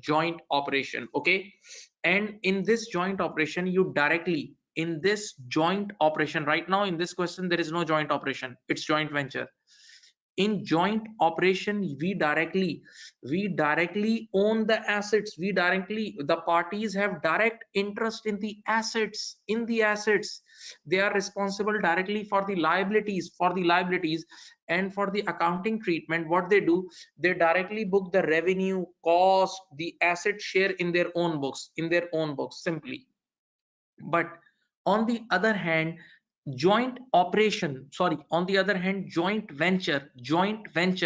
in joint venture you create a separate entity, and the shares and the holdings are distributed through shares. That means investors hold shares. And now investors does not own the assets. Investor does not directly own the assets, they own the shares. They have rights in the net assets. Not assets. And they are not going to get the direct revenue share. They are going to get the profit share, the final bottom line profit, like shareholders. So in joint venture, normally a separate entity is created, and the shares are distributed among shareholders, and they have rights in the net assets, not assets, only net assets, right? And they get the share of profit, not the share of revenue and cost. Okay, right? So these are the indications. Now if in the end you conclude that your investment is joint venture, for example, if in the end you conclude that your investment is joint venture, that means you have invested in joint venture, then my dear students, you have to do equity accounting in your books. According to the treatment of IFRS, you need to do equity accounting, the same associate equity accounting you need to do same associate equity accounting. Okay, now, so just think, there are two parts of this question. One is about whether this is joint venture or not, and the second thing is some new thing here, some new thing. I'll explain you, don't worry. On 1st January X7, STEM company has contributed cash in a new legal entity, separate legal entity, that is Emphasis Company. Emphasis Company, okay, holds an interest of 40%. That means we own 40%. STEM company owns 40%. Okay. Now the other two companies contributing have retained equity of 40 and 20. That means there are three owners, 40 STEM company, 40 another guy, and 20 another guy, okay, respectively. The purpose of the entity is to share risk and reward in developing a new technology. Together they are developing a new technology together. The holders of a 40% interest can appoint 3 members each to 7 members board of directors. The board of directors, there are total 7 guys will sit, 7 people will sit in the board, and those who hold 40% shares, they will have 3 out of 7, they will have 3 members. So that means 3 board members will be sent by STEM company, 3 members by the another 40% guy, and 1 member by the 20%. Total 7 members, 3, 3, and 1. Okay, now let's see what is the deal, how board will work. See, all significant decisions. See, the real decisions are significant decisions. The real decisions are material significant, require the unanimous consent of the board. That's it. Finish. Now put all the legal holdings in the dustbin. This is the real word. See, all seven board members must give vote for a decision making. That means all three has joint control. It's a proper joint control. Yes.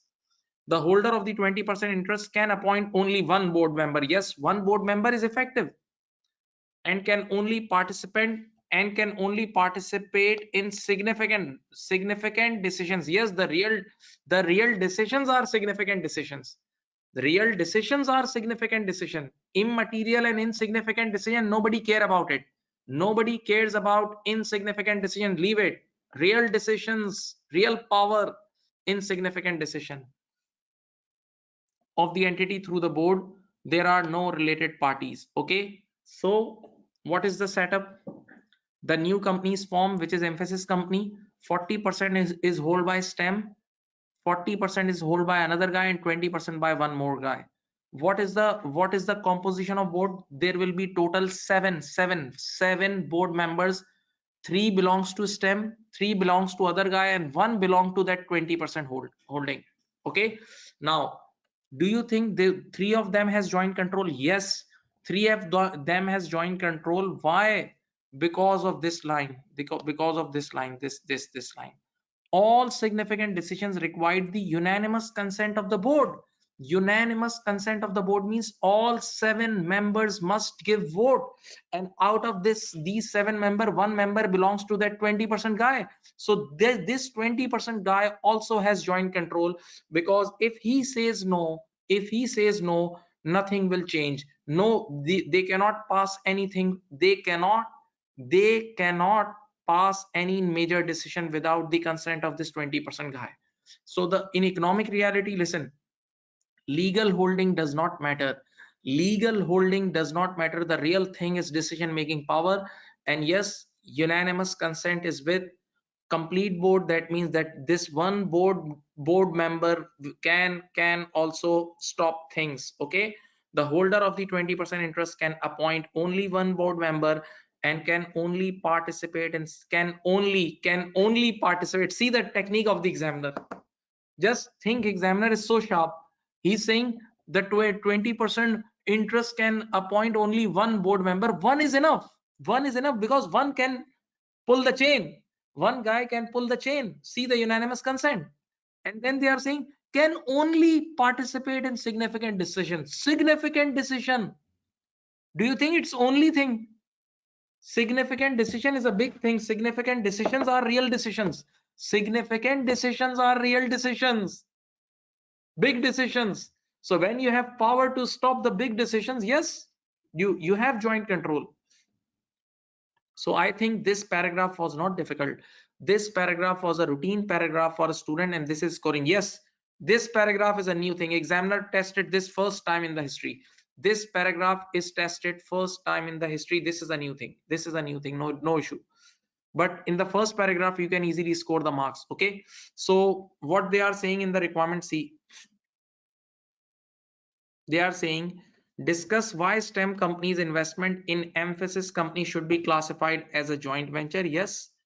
And how STEM company should account for the interest on 1st January X7 in accordance with IS 28. Yes, for for joint ventures you have to do equity accounting. For joint venture you have to do equity accounting. For joint venture you must do equity accounting, and that we'll deal, don't worry. First of all, let's just see this first requirement, the first thing.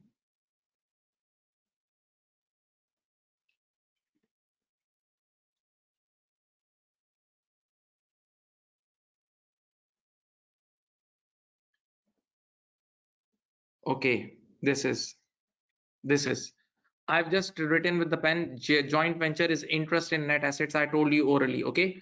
Now, joint ventures are, yes, joint arrangement which are usually structured through a separate vehicle, separate company, which confers legal separation between joint ventures and the assets and liabilities in the vehicle. Now, wait. Hope you remember the concept of limited company. Hope you remember the concept of the limited company. Limited company. In limited company, shareholders are separate and the company is separate. In the basics of your accounting, you have studied the concept of limited company. Company is separate and shareholders are separate.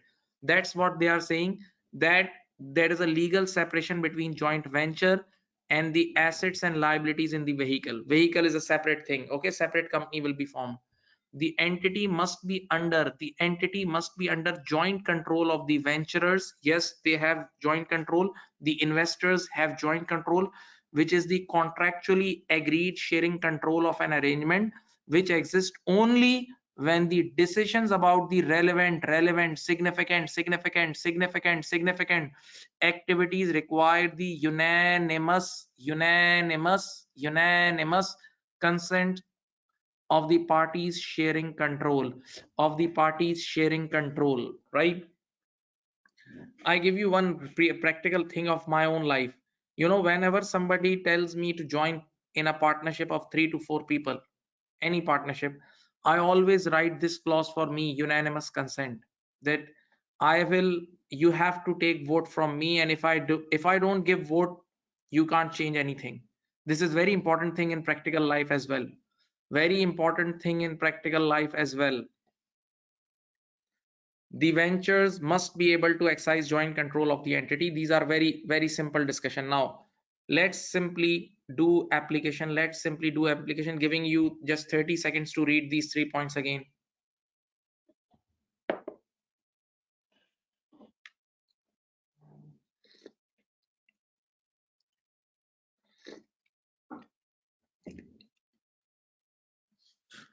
Now, application number 1. Emphasis company is a joint venture. Yes, you have openly told.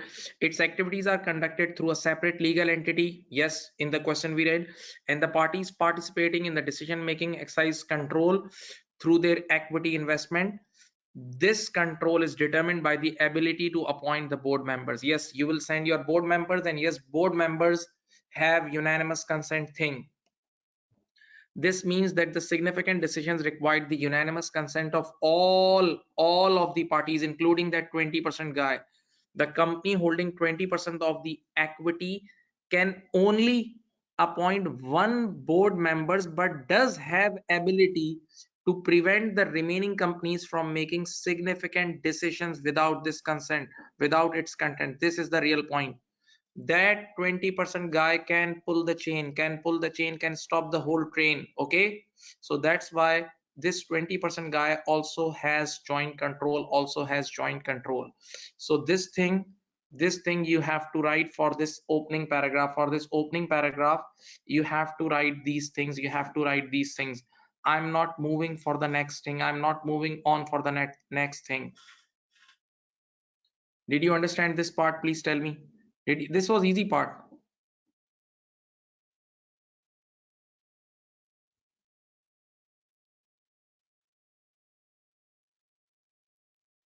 One student has asked a question that the holding should be 33, 33, 30. No, no, no, no.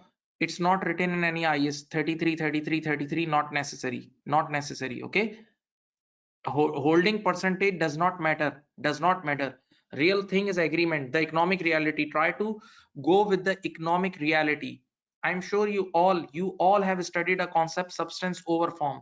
Substance over form. Substance over form. This is a very, very basic concept of accounting, and it comes in almost all standards. It applies on almost all standards. You have to see the economic reality of the transaction. You have to see the economic reality of the transaction.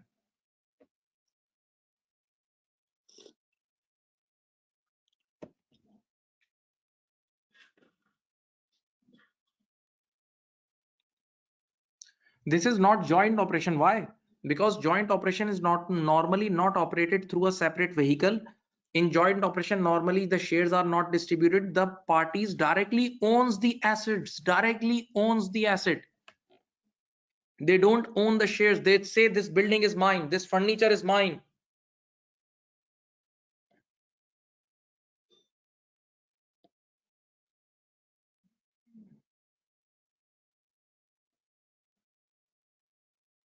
Now, before we move on to the next area, first I'll teach you some basics. First, I will teach you some basics and try to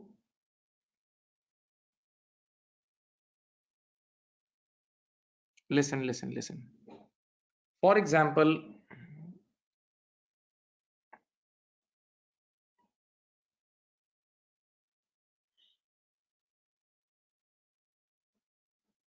okay, now listen. First thing, whatever it is written in front of your screen, it's about associate. And yes, it is a non-routine area. It happens sometime examiner asks you non-routine things. It happens sometimes examiner asks you non-routine things. Now student will say, sir, we were not ready for that thing. Okay, it's 3 marks. It's 3 to 4 marks max. What about the 96 marks of the paper? Go clear your paper with 96. Plus, still, if you get something new, try to give your suggested solution. Suggested solution. Give your suggested solution. That's it. Now, first of all, let me start my discussion with control. You know, when you have a subsidiary, when you acquire a subsidiary, you compute goodwill on the day one, assuming the holding is 100%. Simple. Assuming the holding is 100%. Listen, if you want to write the numbers, you can write. Otherwise, listen very carefully, you will understand. For example, your COI is 100,000. Your COI is 100,000, but the fair value of net assets of S company is 80,000. COI is higher, fair value of net asset is lower. You will have a 20,000 goodwill. Goodwill. I repeat, simple consolidation case. You are computing goodwill. You are holding is 100%. Simple 100%. Your COI, cost of investment, is 100,000 and the fair value of net assets of subsidiaries 80,000. So obviously at the bottom line you will get 20,000 goodwill because you are paying more than fair value. Okay. Now the second case, I'm talking about subsidiary. Your COI is 100,000. Your COI is 100,000, but the fair value of net asset is 120,000. COI is 100,000, but the fair value of my dear student net asset is 120,000. So there will be a gain on bargain purchase. Some people call it negative goodwill, but the real word is gain on bargain purchase. Okay, you got it. Now the exact accounting is applied in associate as well. On initial recognition, this exact accounting is applied on associate equity accounting. Now you will get shocked. You will say, sir, what you are saying? What you are saying? We have not seen, we have never seen in all our exam kit. If you see 100 questions or in F7 level Associate, you teachers say COI in associate. What, how we do equity accounting? Listen, COI, cost of investment, add post profits of associate company, multiply by the profit percentage holding. Repeat, how we do equity accounting? Cost of investment, add post profits of associate company, multiply by the holding percentage. That's it. So initially it is recorded as cost. COI is the cost. COI is the cost. My dear student, yes, in your 99% kit you have studied this thing. You have studied this thing. I agree. I agree. But the problem is, in the exam kit question, there is one assumption that your cost of investment is exactly equal to the fair value of net assets of associate. This cost of investment is exactly equal to your share of fair value of net assets of associate. That's why there is no need, there was no need previously to calculate any goodwill or gain on bargain purchase. There was no need to calculate any goodwill or gain on bargain purchase. The way I taught you the subsidiary, the same thing is done here as well. The same thing is done here as well. Now, let me give you one example. Let me give you one example. Listen, this is the first example. The first example relates to our question, the question which we are doing right now. Listen, you know, we bought 40% shares. We are a STEM company, and STEM company bought 40% shares of this new company. STEM company bought 40% shares of this new company. We paid COI of this. See, we paid COI 150,000. The carrying value of net asset is 310,000 at the date of this 40% buying. Leave this carrying value, the real thing is fair value. The fair value of net assets is equal of this complete company. The fair value of net assets of this complete company is 470. What is your share? 40%. See, what is your share? It's 40%. So 470,000 multiplied by 40%. 470,000 multiplied by 40% will give you 188,000. 470 multiply by 40% will give you 188,000. Now just think, you paid how much? You paid how much? 150 for the 40% company. Open your eyes. For the 40% company you paid 150,000, and how much you get? How much share of fair value of net asset you get? 188. Oh, that means a thing, a share which worth 188, a share which worth 188, and you got it for 150. The worth of that share was 188 and you got it for 150. So you have, this is a gain. This is a gain for you, and yes, this is gain on bargain purchase. So what will be the entry? Listen, you will recognize your investment at fair value. You will recognize your investment at fair value of net asset share. So debit investment by 188. Your share, the worth of your share, the worth of your share is 188. Investment debit 188. How much cash you paid? How much cash you paid? Please don't sleep. How much cash you paid? 150. And the remaining 38,000 is gain on bargain purchase. And yes, gain on bargain purchase immediately goes in PNL. Gain on bargain purchase immediately goes in PNL. Immediately goes in PNL. So this is the treatment. This is the treatment when at initial recognition. When at initial recognition, there is a difference between, there's a difference between your COI and the fair value of net assets share. Fair value of net assets multiply by your share, then you have to book a goodwill or gain on bargain purchase. Then you have to book a goodwill or gain on bargain purchase. Now you will ask, sir, but we didn't do this before. Yes, it was not tested before. It was not tested before, but yes, it is tested now. But if you read the IFRS book, you will find this concept. If you read the IFRS book, you will find this concept. Now, the moment I taught you this concept, you as a student, you will ask the second question, sir, what about if the fair value of net asset is lower and the COI is higher? If the fair value of net asset is lower and the COI is higher, so there will be a goodwill. There will be a goodwill. There will be a positive goodwill. But now we haven't seen any goodwill in associate for associate books. So what is the treatment? See, let us say today you bought a, now this, in this example I'm using 30%. I'm using 30%. Okay, let us say our holding is 30%. This is a separate example. You just bought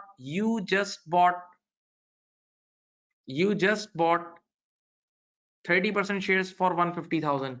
You just bought 30% shares for 150,000, and the fair value of net assets of associate at this date is 300,000. The fair value of net assets of associate as at this date is 300,000, and your share is 30%. This is a new example. So 90,000. So for 90,000 worth of company, 90,000 worth of share, you paid 150. 90,000 worth of share, you paid 150. So technically you paid 60,000 goodwill. Use your brain. For 90,000 worth of a company, you paid 150,000. You paid how much? 150. So technically you paid 60,000 goodwill. So I know what entry you are expecting. This entry you are expecting. See, you are expecting this entry. See this entry. Cash, you paid cash 150. You paid cash 150. Investment debit 150 and goodwill debit 60. Goodwill, because you paid goodwill. But see what I have written here. Cross, don't make this entry. Standard says simply make directly this entry. Investment debit and cash credit means include the goodwill. Include the goodwill inside your investment. Include the goodwill inside your investment. This is the correct entry. This is the correct entry. Yes, you recorded the goodwill. Yes, you recorded the goodwill the way you record in consolidation, but you include it in this investment. You include it in this investment. You include that goodwill in this investment. And same thing, listen, and same thing you were doing here. This 38, see, this 38 is also included in this investment. This 38, how this 188 became 30 plus 1, 38 plus 150, 38 plus 150. So in both cases, whether a positive or negative goodwill arises, it becomes part of investment. Whether a positive or negative goodwill arises, negative goodwill means gain on bargain purchase. Whether a positive or negative goodwill arises, it becomes the part of your investment. It becomes the part of your investment. It becomes the part of your investment. I have written this line as well of IS. I'll show you.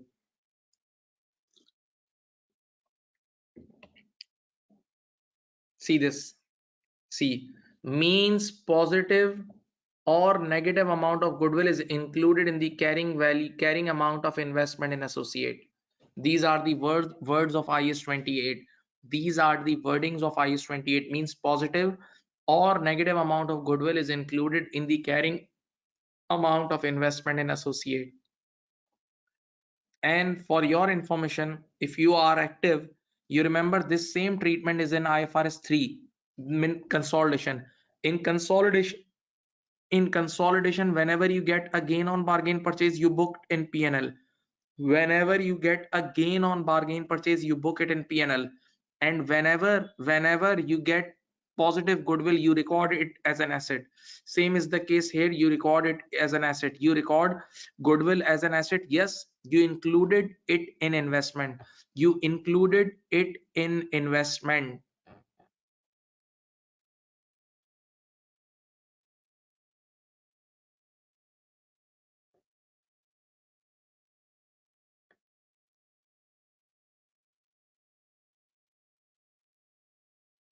Okay, so now let's read the last lines. Let's read the last lines, please. And I'll talk some practical things as well, some business points.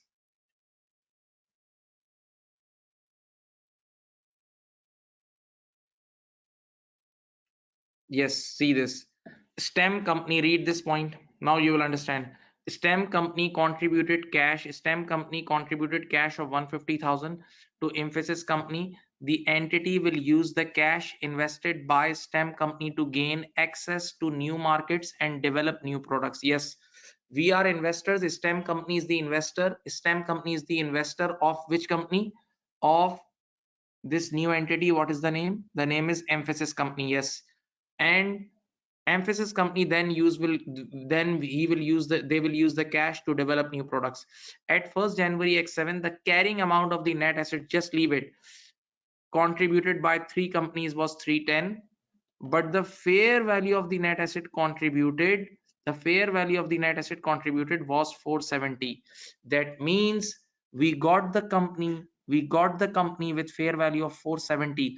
We got the company with fair value of 470,000 times our share is 40%. Our share is 40%. So dear student, I just use these numbers in my calculation. So 470,000 multiply by 40%. 470,000 multiply by 40% is 188. 470,000 multiplied by 40% is 188. That means STEM company got the fair value share of 188. STEM company got the fair value share of 188 by just paying how much? By just paying 150. By just paying 150,000. So this is a gain of bargain purchase. This is a gain on bargain purchase, and the entries which I just made was perfect. Now I have a common sense questions for you guys, because you guys know some business as well. Why? Listen, there were three members, 40 by STEM, 40 by STEM, 40 by another guy, and 20 by another guy. Now just think, they gave us the other two owners, allowed us the other two. There are other two owners. We have 40. STEM has 40. STEM has 40. The other guys have 40 and 20. See, but the fair value of net assets contributed, total fair value of net asset contributed was 470. That means the worth of this new company made by three of us is 470,000, and 470,000 times 40% is 188. 470,000 times 40% is 188. So we as a STEM company should have contributed 188. We as a STEM company should have contributed 188,000, but the other two agreed for 150. Why the other two allowed us for 150? Why the other owners? There are other owners, 60% owners. Why did they allow us for 150? This is the question. Can you explain? Can you give answers? I'm waiting for your answers. One very good answer. Yes, excellent. One answer is very good. Maybe because the company in our, yes, the other two guys were desperately looking for a partner, they were running short of cash. One excellent argument. STEM company must have expertise. This is a technology game. Listen, this company is made for research and technology thing. So there is a possibility that we have some competitive edge. STEM company knows some big details of the market. So now we will share our expertise free of cost with them. That's why they have given us initial discount. That's why they have given us initial discount. Very good contribution. Liquidation issues must be there with those two. Yes, there may be synergy gaining. Yes, very good. Or maybe because the STEM company. Yes, the expertise point, the market share point, the brand name point. Maybe STEM company is a big brand name, and if they join hands with these other guys, they will also get a boost. Right? So these all things are possible. And one thing is also possible. Listen, this fair value of net asset is normally calculated through a valuation. These fair value of net assets are calculated using the valuation teams. So there is a possibility that valuation team has done some mistake.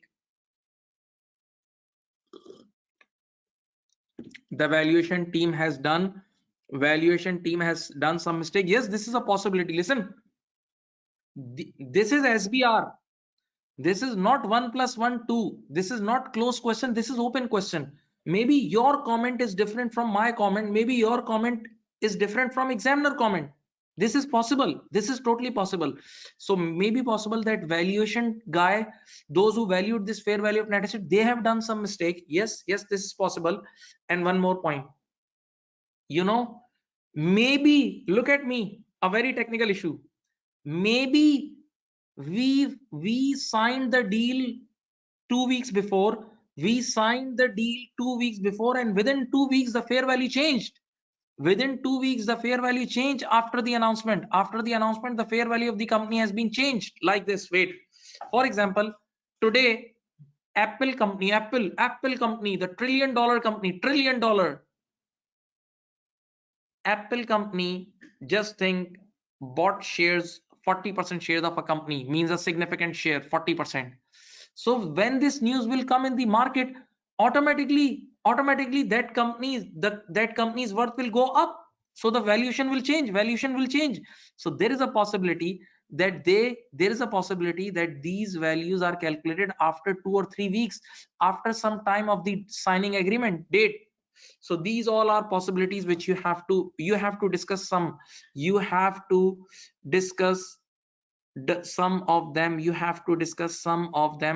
I hope you got my points. And yes, I am happy you guys wrote a lot of things. You guys contributed a lot. Good.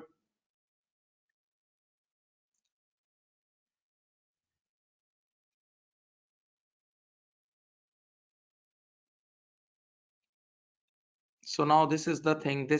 See, first of all, according to IS 28, now that don't worry about that gain on bargain purchase. I've already explained you in detail.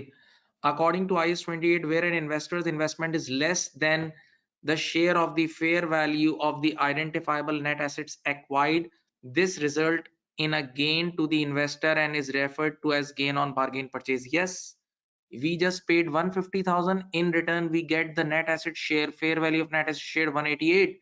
So we got more share but we paid less, so it's a gain. Yes, it's a gain, common sense gain. Then IS 28 states that on the acquisition of the investment in an entity, any yes any between investment in an entity, any between the cost of acquisition and the investor shares of fair value of net any difference between the cost of acquisition and the investor shares of fair value of net identifiable asset is accounted for like goodwill in accordance with IFRS 3 business combination. I told you the same accounting, but yes, see, one more thing I have written here just to remove confusion. But goodwill is but included within carrying value of investment in associate. Remember, the treatment is same. The goodwill treatment is same, but this positive goodwill will be included. Positive or negative goodwill will be included in carrying value of investment in associate. I showed you this through entries. Thus, any excess of fair value of the identifiable net asset over the cost of the equity would be recognized. Now, come to the point. Come to this question. This question was not about positive goodwill. This question was not about positive goodwill. This question was about gain on bargain. So, thus, any excess fair value of net identifiable assets over the cost of equity investment would be recognized as a gain on bargain purchase in earnings on the investment date. Now, let's give the reason of this bargain purchase.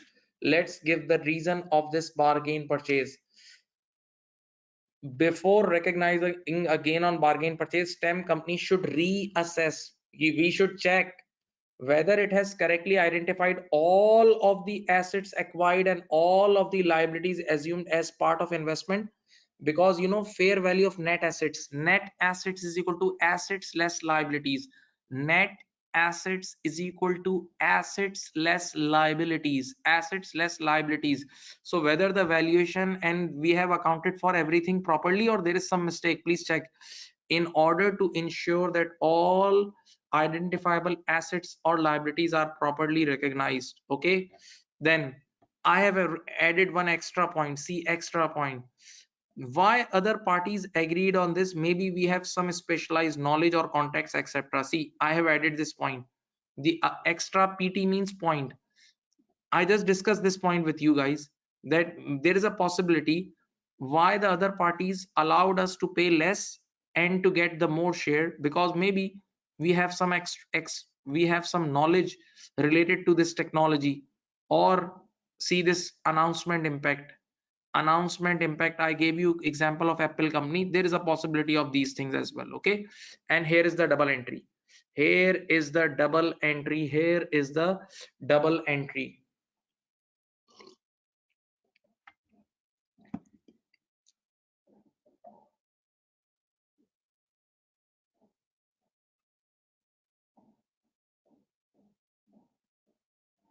Did you understand it? Did you understand it? Please tell me.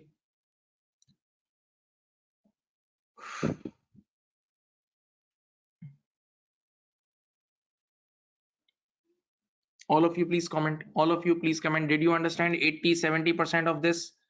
Did you understand 80 or 70% of this?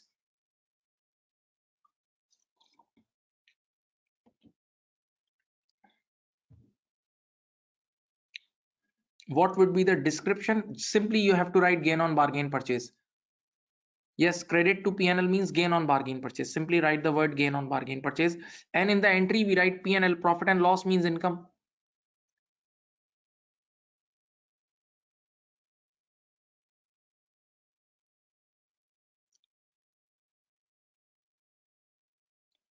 Okay. Now let's do a very major standard revision, and that will come in tomorrow class past paper as well. That will be coming in tomorrow's class past paper. In the latest attempt they tested this. This is basically IFRS 2 share-based payment. IFRS 2 share-based payment, but to be very honest, I will only discuss the technical issues in detail. The normal thing, we won't waste time on normal things. You know, share-based payment. There are three types of share-based payment. Number one, equity settled share-based payment. Equity settled means today I gave a target to employees that to stay with me 3 years, and after 3 years I'll give you my own shares, my own company shares, but strictly I'll give you shares, pure shares. That means this transaction will end in equity, will be settled in equity pure. So that's equity settled. What is cash settled? In cash settled share based payment, I will give target to employee that to stay with me 3 years, and after 3 years I'll give you cash equivalent to the market price, equivalent to the market price of my own 10,000 shares, my own 10,000 shares. So now this is, yes, this is also share based payment but cash settled, because in the end I'll pay cash, in the end I'll pay cash. And the third thing is options. Third thing is option. Sometimes we give option to our employee that in the end you can ask cash or you can ask shares, you can ask cash or you can ask shares. Okay, right? Now what are the some basic characteristics of equity settled?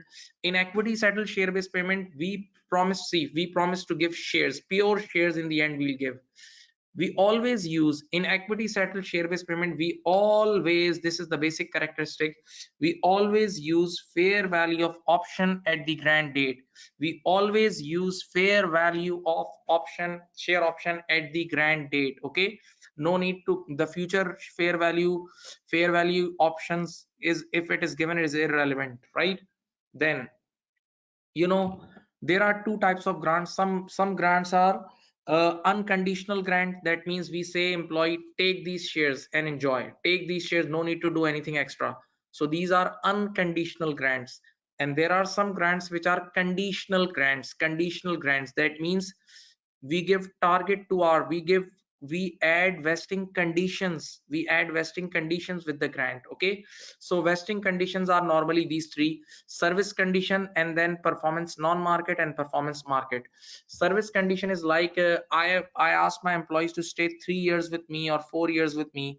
So you know, for service condition, we must check at the end of each reporting date that what are the chances of fulfillment, what are the chances of fulfillment, and we need to adjust at the end of each year end.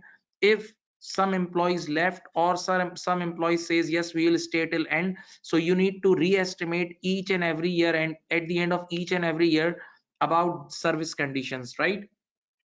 The second is performance non-market conditions. Performance non-market condition means performance target other than share price, performance target not linked to share price. Okay, like I have told my employees to increase my sales from this to this, EPS this to this, staff turnover this to this, inventory turnover this to this. Okay, so these are all performance non-market targets, performance non-market conditions. The treatment of performance non-market condition will be same as service condition. You must check at the end of each reporting date whether it will be fulfilled or not. Okay, so you have to revise your expense at the end of each reporting date. Now the last and the different one, performance market condition. Performance market condition, for example, you gave a target of share price to your employee. You gave a target of share price, you gave a target of share price to your employee. Okay, now in performance market condition, each and every probability will be taken in the fair value of option in the grant date by the statistical tools. So at the end of each year end, you don't need to see the share price, you don't need to see whether we are meeting the target or not, no need to see at each reporting date. Okay, this is how you studied. I'm just giving you few points, summary points. Now, the second thing, one more thing. In equity settled share-based payment, the entry is always debit P&L, debit expense, credit equity, debit expense, credit equity. Some students make entry P&L debit, equity credit. Some made the entry P&L debit, OCE credit. Some students make the entry P&L debit, SBPR. SBPR stands for share based payment reserve. SBPR stands for share based payment reserve. Okay, that's your wish which entry. All entries are correct. Now cash settled share based payment. In cash settled share based payment, what is the identification tool? This is the identification tool, SAR.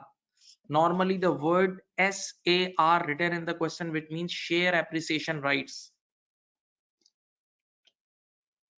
SAR written in the question, which means share appreciation right. What do you mean by share appreciation right? Listen, today I gave a target to my employee to stay 3 years with me, and at the end of 3 years I'll give you one share. I'll give you one share for $50. I'll give you one share for $50, and total 10,000 shares will be given to you. Total 10,000 shares will be given to you at the exercise price of $50, and the transaction will be settled in cash. And the transactions will be settled in cash means, let us say at the end of year 3, the stock market price of our share is $10. Sorry, the stock market price of our share is $120. 120. Our shares are trading at $120, but I promised my employees to give shares for 50. But I promised my employees to give you shares for $50, and in the market the shares are at 120. So how much benefit the employee is getting? Employee is getting $70 per share. Employee is getting $70 per share. This $70 per share will be given to employees in the form of cash. This $70 per share will be given to employee in the form of cash, okay, so this is all cash. This is share appreciation rights. Okay, now once you recognize that this is a cash settled share based payment, so now what is the difference between equity settled and cash settled? We use fair value of option at the end of each period. Now you don't need to use fair value of option at the grant date, but you have to use year end fair value, because now it's a liability. Now you have to pay the real market value. Okay, in the end, second difference, in the end we have to pay cash based on market value of shares, not shares. Okay, and the third difference is the double entry. Now the double entry will be debit P&L and credit liability. In equity settled share based payment,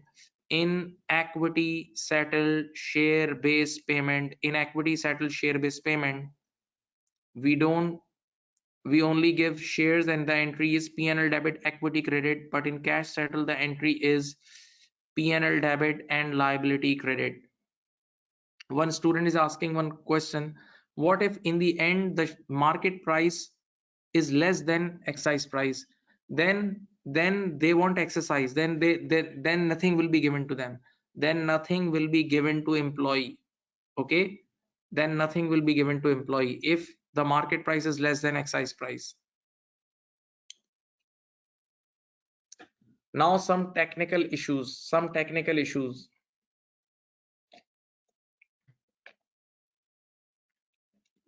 Group SBP. Group SBP. This is called group share based payment.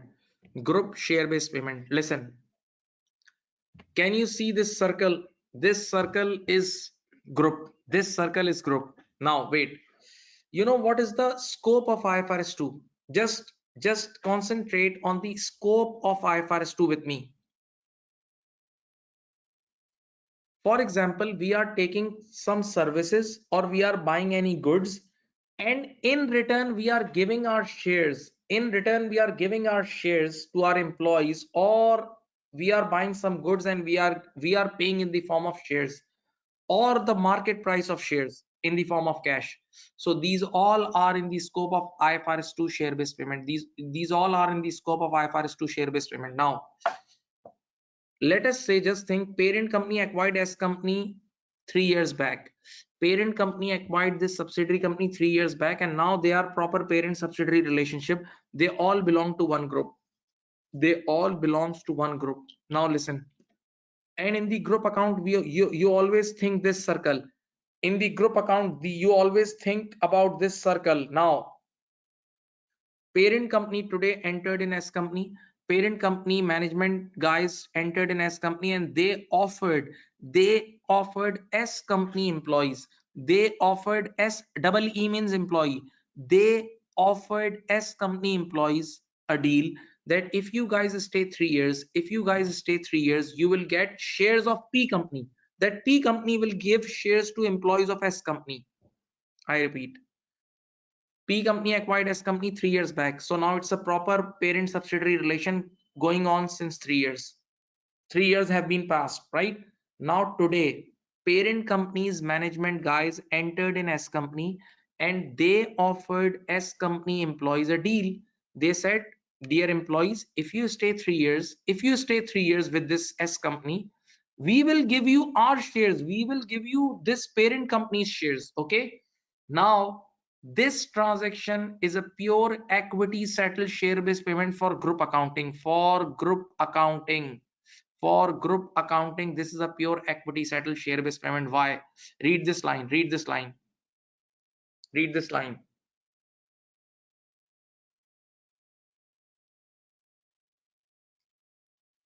Read this line.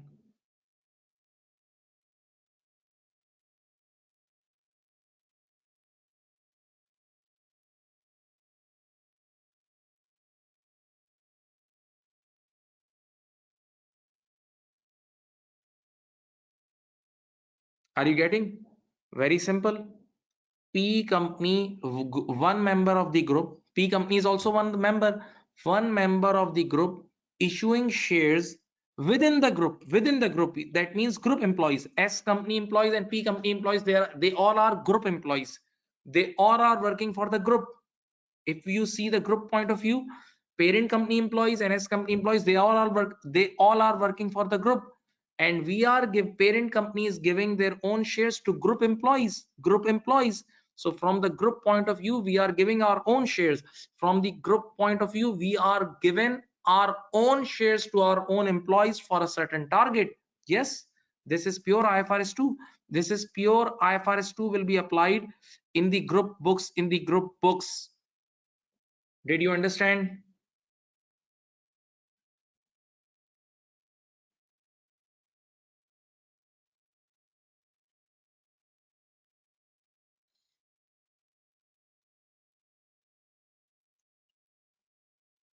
I'm just discussing group books right now. Yes, there is a separate topics of individual books. Just we are concentrating on group books right now. Please try to understand. In the group books, this transaction will be equity settled share based payment. This transaction will be equity settled share based payment. This transaction will be equity settled share based payment. Yes, I got your question. This is my next topic. Don't worry. Now, next issue. Next issue.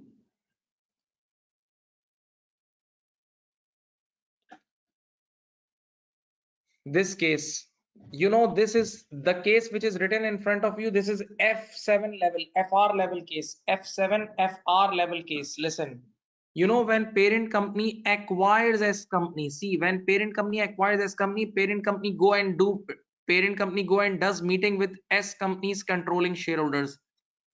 I repeat, when parent company buys the running business of S company, or when parent company acquires S company, parent company first go and meet the S company's controlling shareholders. Okay, and parent company pays a price to these S company's controlling shareholders. Okay, so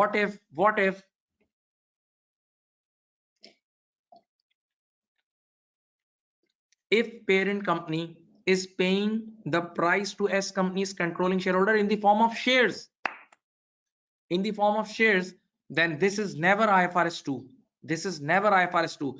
If parent company at the date of takeover, if parent company, open your eyes and ears, at the date of takeover, issuing its own shares to S company's controlling shareholders as a part of purchase price, as a part of consideration, then this is never recorded, then this is never treated under the scope of IFRS 2. This is pure IFRS 3 business combination. That's why, let me give you a logic. That's why when you were in F7 or FR level, your teacher taught you this case, and in FR level there was no IFRS 2.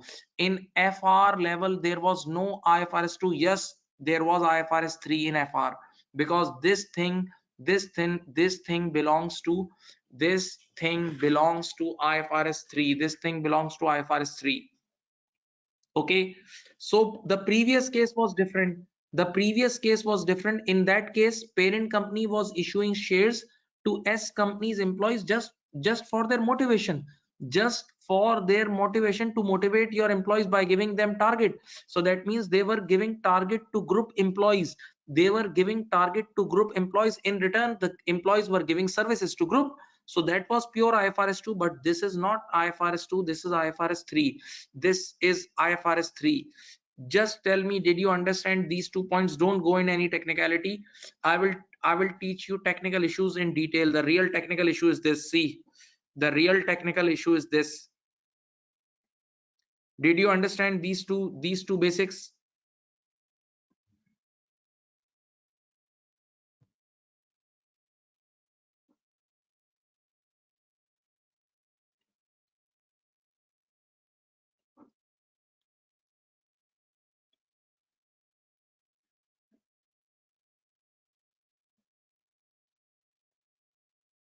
Don't worry, one guy is asking question, but this will be covered in the next meeting. Don't worry, I have notes and I have all technical issues related to this topic, because this is a tough topic for everybody.